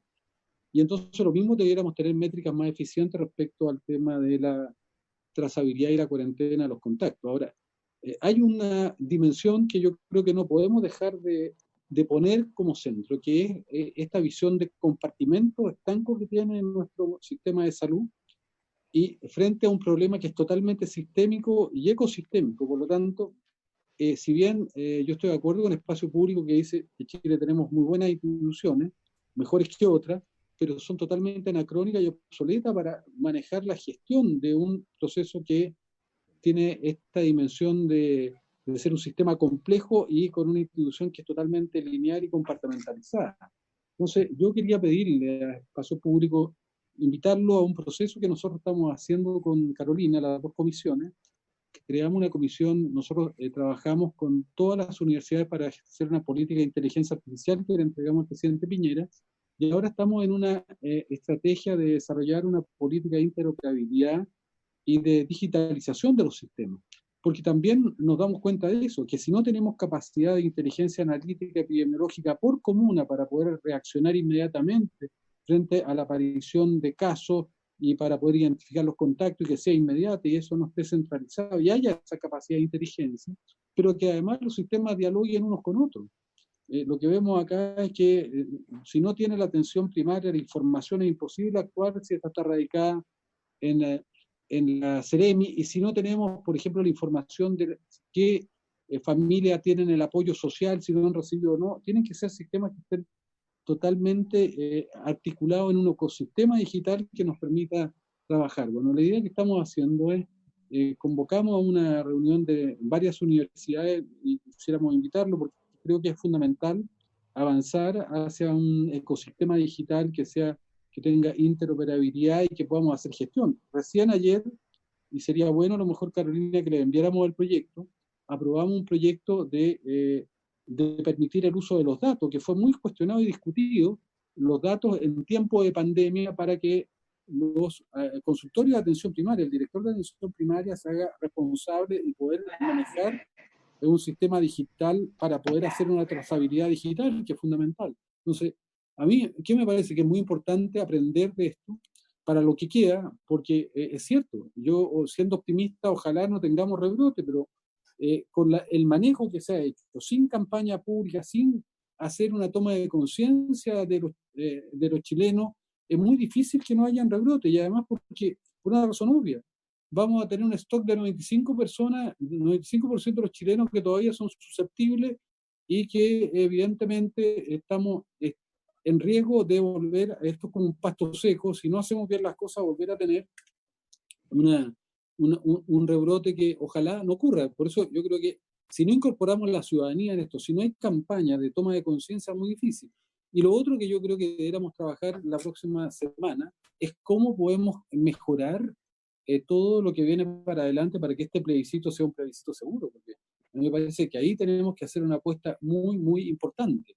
Lo hablábamos con Jimena, por ejemplo, los activos enfermos no pueden ir a votar, porque si no, el resto de la población va a tener temor de ir a un lugar donde pueden haber personas que pueden estar contagiando. Entonces, hoy día se aprobó un proyecto de ley que es algo, pero me parece que es todavía insuficiente, y ahí también le deberíamos pedir apoyo para que esto avance.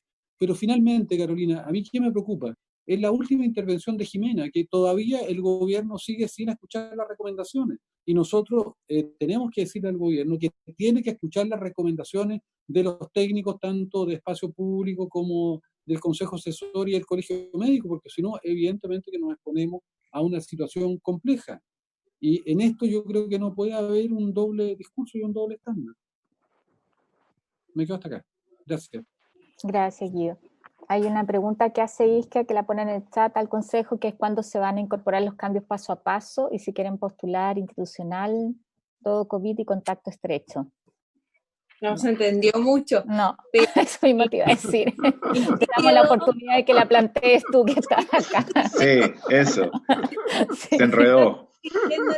En el iPad, pero que está ahí porque no tengo mi computador. Pero lo primero era, ¿cuándo se van a incorporar las minutas? Porque entendí que habían tenido las reuniones para incorporar, pero no se han hecho las modificaciones. No, la reunión empezó el lunes, el ministro dijo que en la tarde iba a reunirse con nosotros, la subsecretaria, para ver el tema de acordar los umbrales. Pero en la tarde teníamos a la Seremi, se alargó y no alcanzamos a terminar esa reunión y no pudimos renovarla en la semana por problemas de agenda, y hoy día se supone que nos vamos a dedicar a esto, hoy día en la tarde. Ya, pero debería salir. En todo caso, Isquia, si los van a... Pablo. Sí, Isquia, en todo caso, la subsecretaria nos envió un ordinario con la respuesta a todas nuestras propuestas. O sea, hay una respuesta por escrito y que se va a analizar hoy día. Sí, y que no es muy distante del planteamiento nuestro. Claro, ahí nos informa que acoge la mayoría de nuestras sugerencias. Y la segunda era que entendí que ustedes quieren proponer volver al planteamiento inicial que se habían hecho en control de la pandemia, de ahora institucionalizar todos los casos. Sí, sobre ese tema, porque a lo mejor se entendió mal o lo expliqué mal. Los casos tienen que tener un sistema de aislamiento supervisado seguro, que nos da garantías a nosotros de que una persona está aislada en forma segura. En primer lugar, los hospitalizados, que ahora los hospitales han aprendido a atender a pacientes infecciosos, porque ese es el temor que tenían en un primer momento. El estar hospitalizado nos da garantías de que la persona no está transmitiendo al grupo familiar, que es el principal mecanismo de formación de conglomerados en este brote, por lo menos lo que está descrito, de que es la transmisión adentro del mismo hogar. Y que además, de hecho, lo vimos nosotros aquí en Chile cuando la enfermedad pasa hacia los sectores más populosos, donde hay más hacinamiento y se incendia y aumenta mucho más la velocidad de la transmisión, el número de casos. Entonces, esa es una situación. Hay otra situación que en el sistema de salud se ha desarrollado bastante, por ejemplo, en el sector suroriente, que es la hospitalización domiciliaria, que es una forma en que no es que tú lo mandes a la casa sin supervisión, sino que va alguien, les enseña, va con equipo y va controlando a la persona en el domicilio. Puede ser. Hay una tercera posibilidad de aislamiento y por eso nosotros estamos pidiendo que de hecho se informe, cuando se informa de los casos tienen que desglosarte en qué situación está, porque hay gente que está hospitalizada de los casos activos, o sea, no están todos en su casa, hay gente que está hospitalizada, hay gente que está en residencias sanitarias, que es la tercera forma que nos da más seguridad de que por lo menos no está contagiando a su entorno y son casos leves. Y la cuarta opción es el que está en la casa sin ninguna supervisión o con un llamado de vez en cuando. Esa situación a nosotros no nos da ninguna garantía de que no se transmita la enfermedad en ese grupo familiar, o de que la persona, incluso si se siente leve, pueda salir y hacer, imagínense si vive solo o si vive con otra persona y necesita alguien ir a comprar, finalmente no tiene capacidad de recurrir a otro, entonces finalmente sale. Y sale en un periodo contagioso. Entonces, nosotros lo que queremos plantear es que en la medida que se va cerrando el brote y por lo tanto se va teniendo más capacidad de controlar, es importante que las personas estén en su mayor proporción en estos mecanismos que son supervisados de aislamiento. Y el ideal es que esté en un hospital. El ideal es que esté en un hospital. Entiendo el punto. A mí lo que me preocupa, y también me preocupa para el tema del plebiscito que se mencionó, y me llamó la atención lo que decía el senador Girardi, es que lo que he visto yo en algún target más cercano a mi edad es que no hay mucho interés de confirmar con PCR por lo que viene después. Entonces, me preocuparía que alguien, para no hospitalizarse y sí quizá cumplir la cuarentena en su casa, entre eso la comunidad médica, defina no confirmarse con la PCR. Lo mismo me pasa para el plebiscito. Si a mí me da fiebre 15 días antes del plebiscito, el día del ajo me voy a ir a tomar la PCR, porque obviamente puede, si es que no tenemos un mecanismo claro, puede ser algo que me va a impedir ir a votar.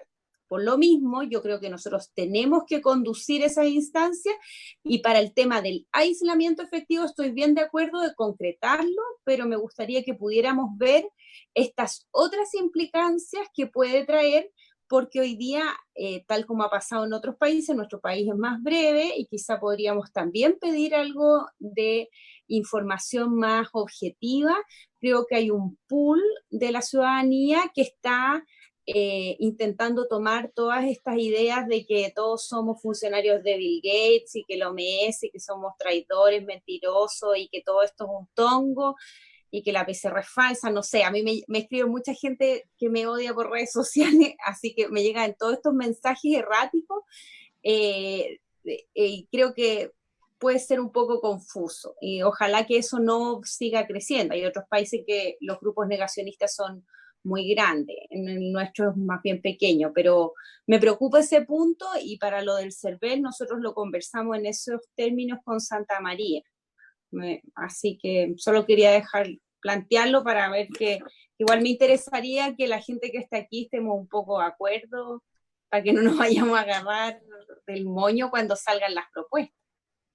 Isquia, en eso nos podrías contar quizás cómo estuvo la conversación con Patricio Santa María, porque te acuerdas que la última vez justamente lo recibimos, y solo un segundito, la sensación con la que nos quedamos, y que yo la mantengo además 15 días después, y por eso la preocupación, es que hay poca respuesta a temas súper complejos. Nosotros lo que aprobamos ahora recién es darle más atribuciones al CERVEL, porque entendemos que eso se necesita, pero en la cosa práctica yo siento que vamos súper lento. Miren, ellos tienen una mesa técnica con MinSal y están intentando trabajar por abrir. Nosotros le planteamos de que pasara por el Consejo Asesor, por la mesa social, pero en la reunión chica que tuvimos planteamos algunos puntos, que lo primero era que hay mucha gente que quiere participar, entre ellos está también Espacio Público, y que muchas de estas entidades sienten que se han reunido y que ha sido como al estilo del gobierno. Muchas gracias, anotamos sus sugerencias, gracias por venir. Y esto es un plebiscito que no le pertenece ni al CERVEL ni al gobierno, es un plebiscito de la ciudadanía que tiene que tener garantías de que la gente sienta que no nos están vulnerando o que se está haciendo cosas para bajar el quórum, o porque todo puede ser en estas mentes tan como creativas en la actualidad, considerado como que es parte de una jugada política. Y en esa línea nosotros le planteamos como 4 o 5 cosas, muy dispuestos a participar en lo comunicacional. Sí, que eventualmente podíamos prever que los grupos de vocales consideraran 2 cosas: voluntariado sanitario para poder fortalecer el manejo de las medidas dentro de los recintos, y lo segundo era eventualmente tomarle PCR cuando vayan a reconocer la sala una semana antes. Nos parece una cosa plausible además, que se podría hacer en alguna medida. Después, para el tema de la votación, bueno, de los sanitarios, obviamente nosotros proponíamos 2 días y voto por correo para los COVID, que no se puede implementar, pero propusimos horario extendido, que entendíamos lo del horario extendido ordenado, eventualmente de 8 a 10 los grupos más de riesgo, después intentar dividir en la jornada a los otros grupos y cerrar con mesas sanitarias que podía ser atendido con el mismo personal sanitario que tiene más experiencia en uso de EPP. Yo creo que vamos a tener, creo que podemos lograr voluntariado sanitario para atender esas mesas.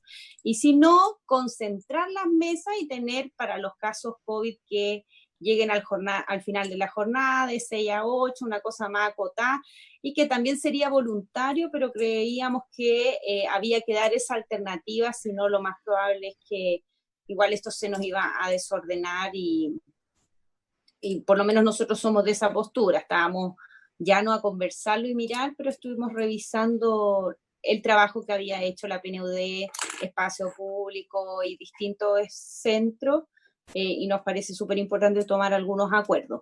Hay muchas soluciones, ninguna está basada en la evidencia ni nada por el estilo, pero son definiciones que tienen que ser lo más amplia posible, si no van a caer mal como nos ha pasado tantas veces.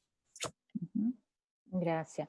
Yo quería compartirles solamente una inquietud a raíz de los desafíos que vienen, que algo que yo encuentro que está pendiente todavía, algo planteaba Isquia en lo comunicacional, pero es una bajada muy local, y yo creo que es súper importante que insistamos en eso, o sea, hacer una campaña a través de la red de canales que hay en regiones. Uno sabe desde la región que finalmente esa es la forma de traducir el mensaje para que la gente le llegue. Les quiero compartir lo que nos ha pasado en Punta Arenas, y esta semana, a raíz además del retroceso, a raíz de que la cuarentena el sábado y el domingo significó filas en los supermercados el día viernes, fue como antes del feriado irrenunciable el 18, entonces uno dice, se genera el efecto que uno quiere, y el lunes siguiente también, o sea, toda la gente salió más con la cuarentena del fin de semana que lo que hubiera hecho probablemente si se repartía durante la semana, y eso va a haber que evaluarlo si efectivamente es la medida más pertinente. Pero sigue estando esto de que espero lo que me digan en la vocería desde Santiago, desde el centro, lo que define el ministerio. Más que algo que yo creo que es la clave, y entiendo que eso es cuando plantea Eduardo lo de la épica en una campaña comunicacional, o sea, es qué hago yo y cómo asumo yo mi responsabilidad. Finalmente el debate en la región fue si se tenía que ir la Seremi, porque la Seremi se enfrentó con el Consejo Municipal, entonces le pedimos la renuncia, y eso no nos sirve para cumplir el objetivo que todos buscamos, ¿no es cierto?, que es avanzar en identificar los casos, en disminuir los contagios, y hay muchas cosas que se han hecho bien, otras cosas, por supuesto, perfectibles. Entonces, a mí lo que me preocupa ahí es cómo llegamos a la responsabilidad que tenemos cada uno frente a esto. Hoy día en la mañana me tocó hablar con una persona de mi equipo que por un tema familiar está desde Alemania participando, y bueno, da lo mismo hoy día, como estamos telemáticos, ¿no? Funciona perfecto. Y me dice que cuando llegó allá le llamó la atención que como que la gente está mucho más relajada con el tema de usar mascarilla respecto a lo que tenemos nosotros hoy día, o lo que vivimos nosotros. Esto también obviamente en un segmento que comprenderán, estamos muy alerta, ¿no es cierto?, el cumplimiento de las normas y las medidas de seguridad. Pero sí que el minuto en que salías a un local se hacía un autorreporte de toda la gente donde estabas, y eso lo tenía el pequeño comercio. Entonces la trazabilidad la implementa la gente, y cada persona es capaz de decir, mira, estuve con estas personas. Yo siento que eso nosotros seguimos delegándolo a otro que lo haga por nosotros. Entonces, ¿cómo en esta etapa nosotros le damos más peso a la responsabilidad que cada persona tiene? Y se lo dejo planteado porque a propósito de los sistemas de información, nosotros, claro, ayer la discusión sobre la sospecha del manejo del dato está más puesto desde la desconfianza que desde el rol que tengo yo, que además le entrego mis datos a Google todos los días, ¿no es cierto?, o por Waze o por otro sistema, y donde acepto los términos y condiciones de la aplicación. Pero como cada persona en esto tiene también mayor responsabilidad y puede participar. Estoy pensando en voz alta, pero sería súper entretenido que yo tuviera un sistema en que casi es un juego donde puedo ver los contactos que he tenido. Eso tiene sus riesgos, por supuesto, pero pero estoy pensando en cómo, así como muchas veces usamos el celular para ver cuánto caminamos, cuando caminábamos más y cuántos pasos dábamos en el día, quizás uno podría tener ciertas cosas que sean atractivas para la gente, pero que tengan también un objetivo sanitario desde el punto de vista de trazabilidad. Si finalmente lo que yo tengo que saber es si hay alguien con quien estuve que dio positivo, entonces corrí un riesgo, o si es que yo doy positivo, hice que corriera un riesgo de contagio con quienes estuve. Se los dejo planteado porque yo creo que ahí nosotros seguimos fallando, que es esto como del centralismo. Nosotros en las regiones nos quejamos siempre de que queremos mayor poder de decisión, pero sin embargo, igual estamos esperando que nos digan qué hacer. Yo siento que eso también pasa, ¿no es cierto?, a nivel personal y a nivel de comunidades, y creo que eso es clave para lo que viene, en el fondo, el cómo hacemos que no solamente la autoridad entienda que tiene que involucrar más a las comunidades locales con todos los actores, sino también que las comunidades locales se tomen más en serio que aquí tienen que tomar las riendas. Así que eso se lo dejo planteado como una inquietud, donde en este aprendizaje que hemos tenido de trabajar todos juntos, creo que podemos avanzar. No sé si hay alguien más que quiera hacerse cargo de alguno de los planteamientos. Aquí está la Caterina, le damos la palabra y ya como para ir cerrando nuestra reunión. Caterina, tienes que... Sí, hola, sí. Oye, yo, perdón, pero estaba con ¿me escuchan? Estaba con problemas de computación, pero además que este semestre tengo un curso que no lo pude mover, así que no voy a poder estar prácticamente casi en la mayor parte de la reunión. No, solamente quería comentar dos cosas. Uno es que, un poco tomando lo que dice Isquia, que a mí también me preocupa harto, me preocupa cuando la gente se hace un PCR, por ejemplo, que queda en el fondo 14 días que no puede salir de su casa, a menos que, lo que entendí, me dijeron recién en el ministerio, que si al momento de tomar el examen le ponen que es BAC, búsqueda activa de caso, podría no quedar bloqueada a los 14 días. Pero a la gente le da miedo aparecer en estas bases de datos. Yo ya comenté alguna vez que creo que hay que ver lo antes posible sacarle esto de las manos de la policía, porque también eso es complicado, que aparezca ahí y que la policía te diga, bueno, tú estás activo, así que te vas preso porque andas en la calle.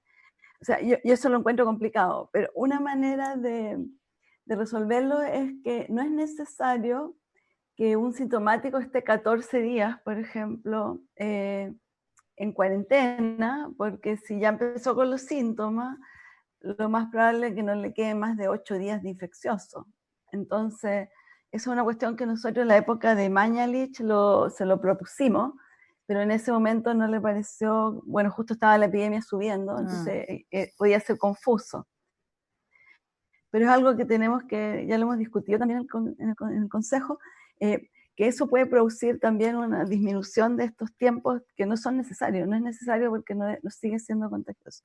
Y lo otro con respecto a la trazabilidad, lo que dice tú, Carolina, existe. En Chile una empresa tiene esta cuestión, todos sus empleados se comunican, tienen que prender el YouTube, el Bluetooth, ¿verdad? Y entonces pueden saber con qué personas estuvieron a menos de 1 metro mientras estaban en el trabajo. Lo usan como en el trabajo. Sin embargo, hay un estudio que hizo el grupo de la London School, un modelo bien elegante, y ellos muestran que en realidad no aporta más que una buena búsqueda, ellos le llaman manual, que es una trazabilidad telefónica, casa a casa, humana, digamos. Entonces, pienso que el énfasis nuestro tiene que ser en hacer bien la trazabilidad manual y no confundir más a los grupos de atención primaria. Y con lo que dice la Jimena, que si no hay aislamiento, ¿para qué trazamos? O sea, ese es como... Y en lo que ella dice también es así, que nosotros hemos percibido que la gente, y un poco porque también porque no hay una comunicación efectiva sobre esto, la gente se queda feliz haciendo tics a las metas que le pone. Entonces, por eso es peligroso poner solamente la meta de trazabilidad sin la meta de qué pasa con el sujeto que se aisló, no se aisló, se cuarentenó, no se cuarentenó, el contacto, etc. Así que por eso estamos ahí presionando. Yo creo que lo único que sí considero que se debería considerar la parte tecnológica es para los positivos o para los que están en cuarentena. No entiendo por qué el CERVEL no los puede hacer votar electrónicamente. Yo digo, si pueden sacar su plata, si pueden sacar la plata de la AFP en un segundo, eso es mucho más fuerte y hay seguridad para sacar tu plata, que no te la va a sacar otro. ¿Cómo nos va a poder dar tu voto? Yo pienso que eso deberíamos presionar socialmente, porque eso es lo más simple, efectivo, y además hay un paso más adelante, porque ya se abre esta posibilidad para la gente que en el futuro tenga problemas de movilidad, los adultos mayores que tienen miedo de ir a votar por cualquier razón, que lo van a saltar, qué sé yo. Entonces yo creo que ese es el punto que tenemos que ser más fuertes. Eso nomás, muchas gracias. Gracias, Caterina. Le vamos a dar la palabra para cerrar a Eduardo y a Diego. Perfecto. Bien corto, un comentario a una cosa que dijo Caterina. Hay muchos modelos dando vueltas, sofisticados o no, de cómo distintas intervenciones impactan sobre las políticas públicas. Y yo tendría cuidado en darle mucho peso a un solo estudio, porque hay estudios para todo, tienen supuestos que no se pueden chequear fácilmente, no son muchas veces validados, no hay una parte empírica.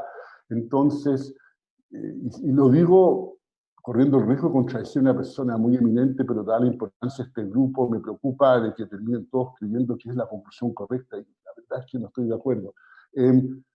El tema trazabilidad manual versus trazabilidad electrónica, toda la evidencia que yo he visto y la mayoría de los modelos que he visto apuntan a que si se puede hacer trazabilidad electrónica es mucho más potente.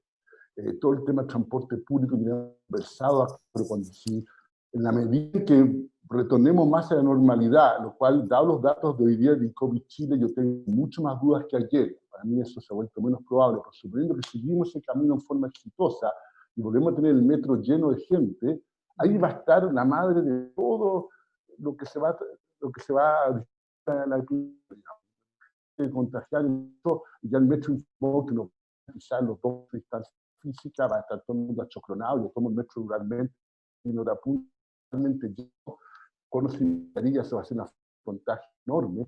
Entonces, tener esa información ha sido clave en el caso de Corea para tener un sistema de trazabilidad que funciona bien en muchos otros países.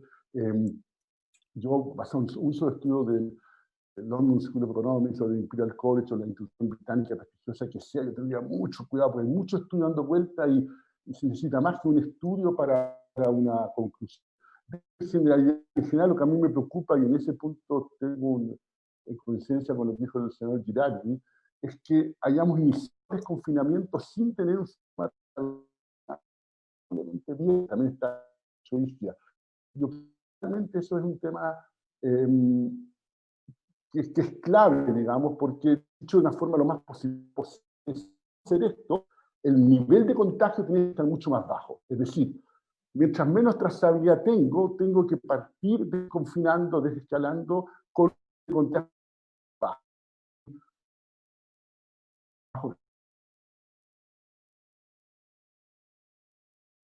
Por eso,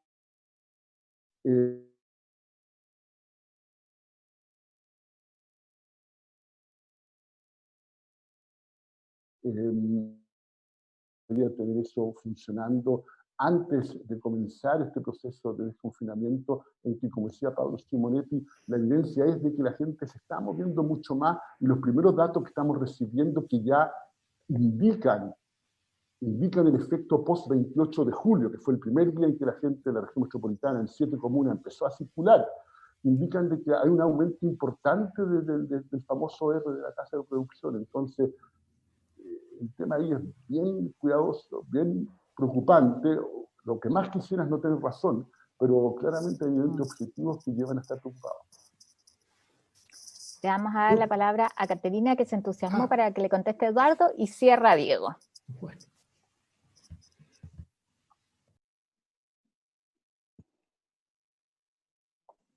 El audio. No te escuchamos, Caterina.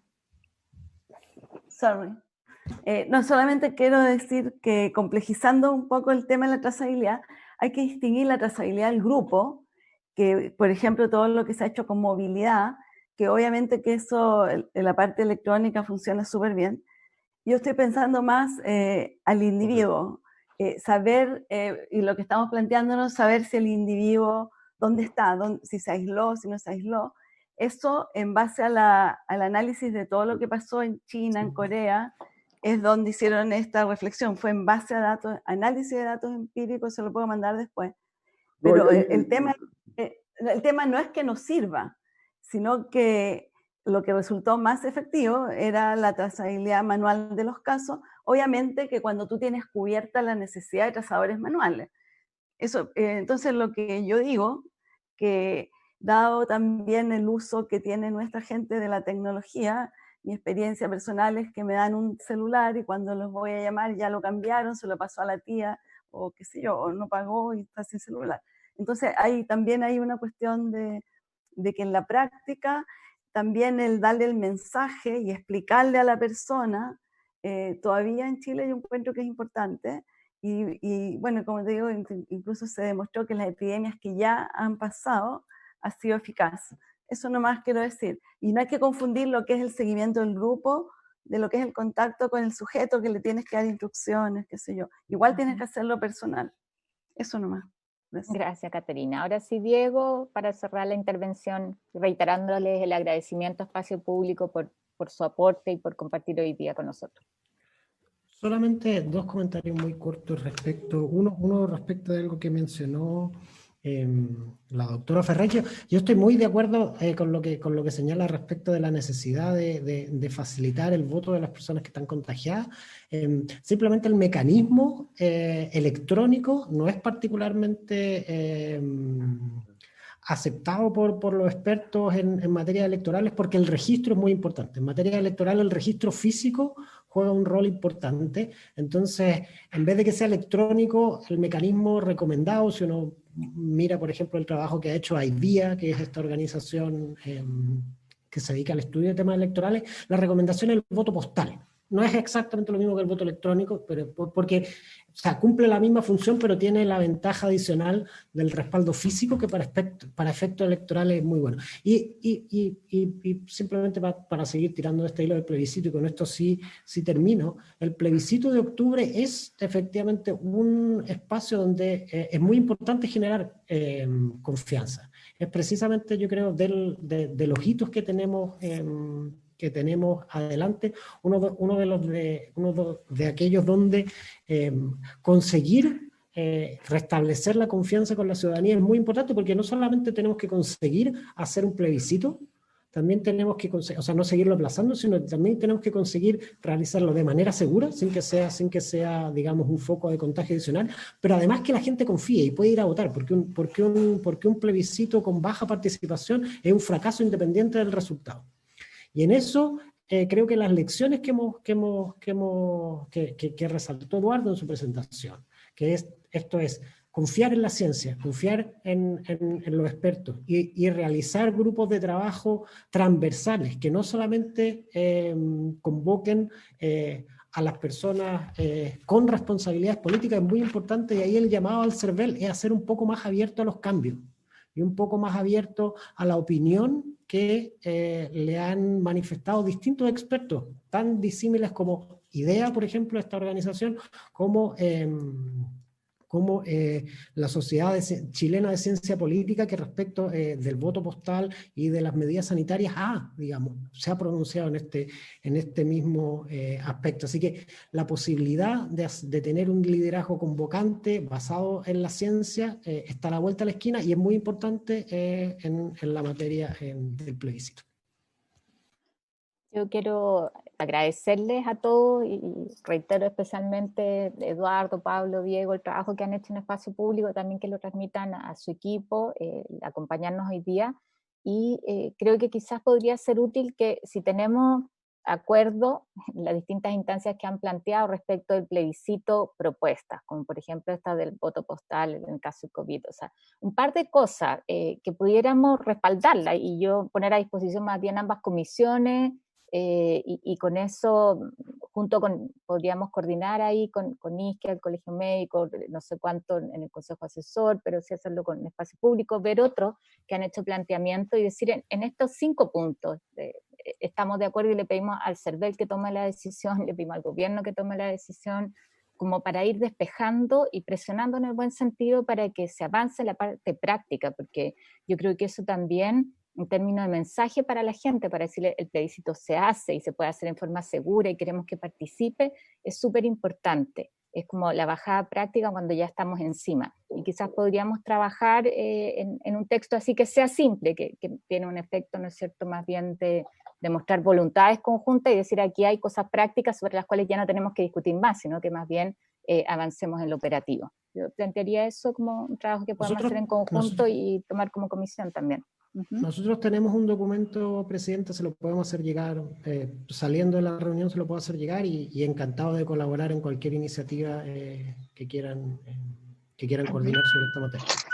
Podríamos trabajar sobre eso como base y hacer una cosa que sea muy simple en que todos tramitamos el mismo mensaje. Yo creo que eso ayuda en el objetivo que tenemos en común. ¿Ya? Acordamos en trabajarlo entonces, Diego. Sí, yo se lo mando saliendo de la reunión, Presidente. Perfecto. Bueno, habiendo cumplido con creces el objetivo de esta sesión, yo le reitero el agradecimiento a todos y también la invitación a Espacio Público. Estas sesiones las hacemos todos los jueves y en la medida en que sientan ustedes que es un espacio en que pueden contribuir o hay algún planteamiento que nos quieran hacer, está absolutamente abierto. Muchas gracias, Presidente. Eso, y agradecerle al equipo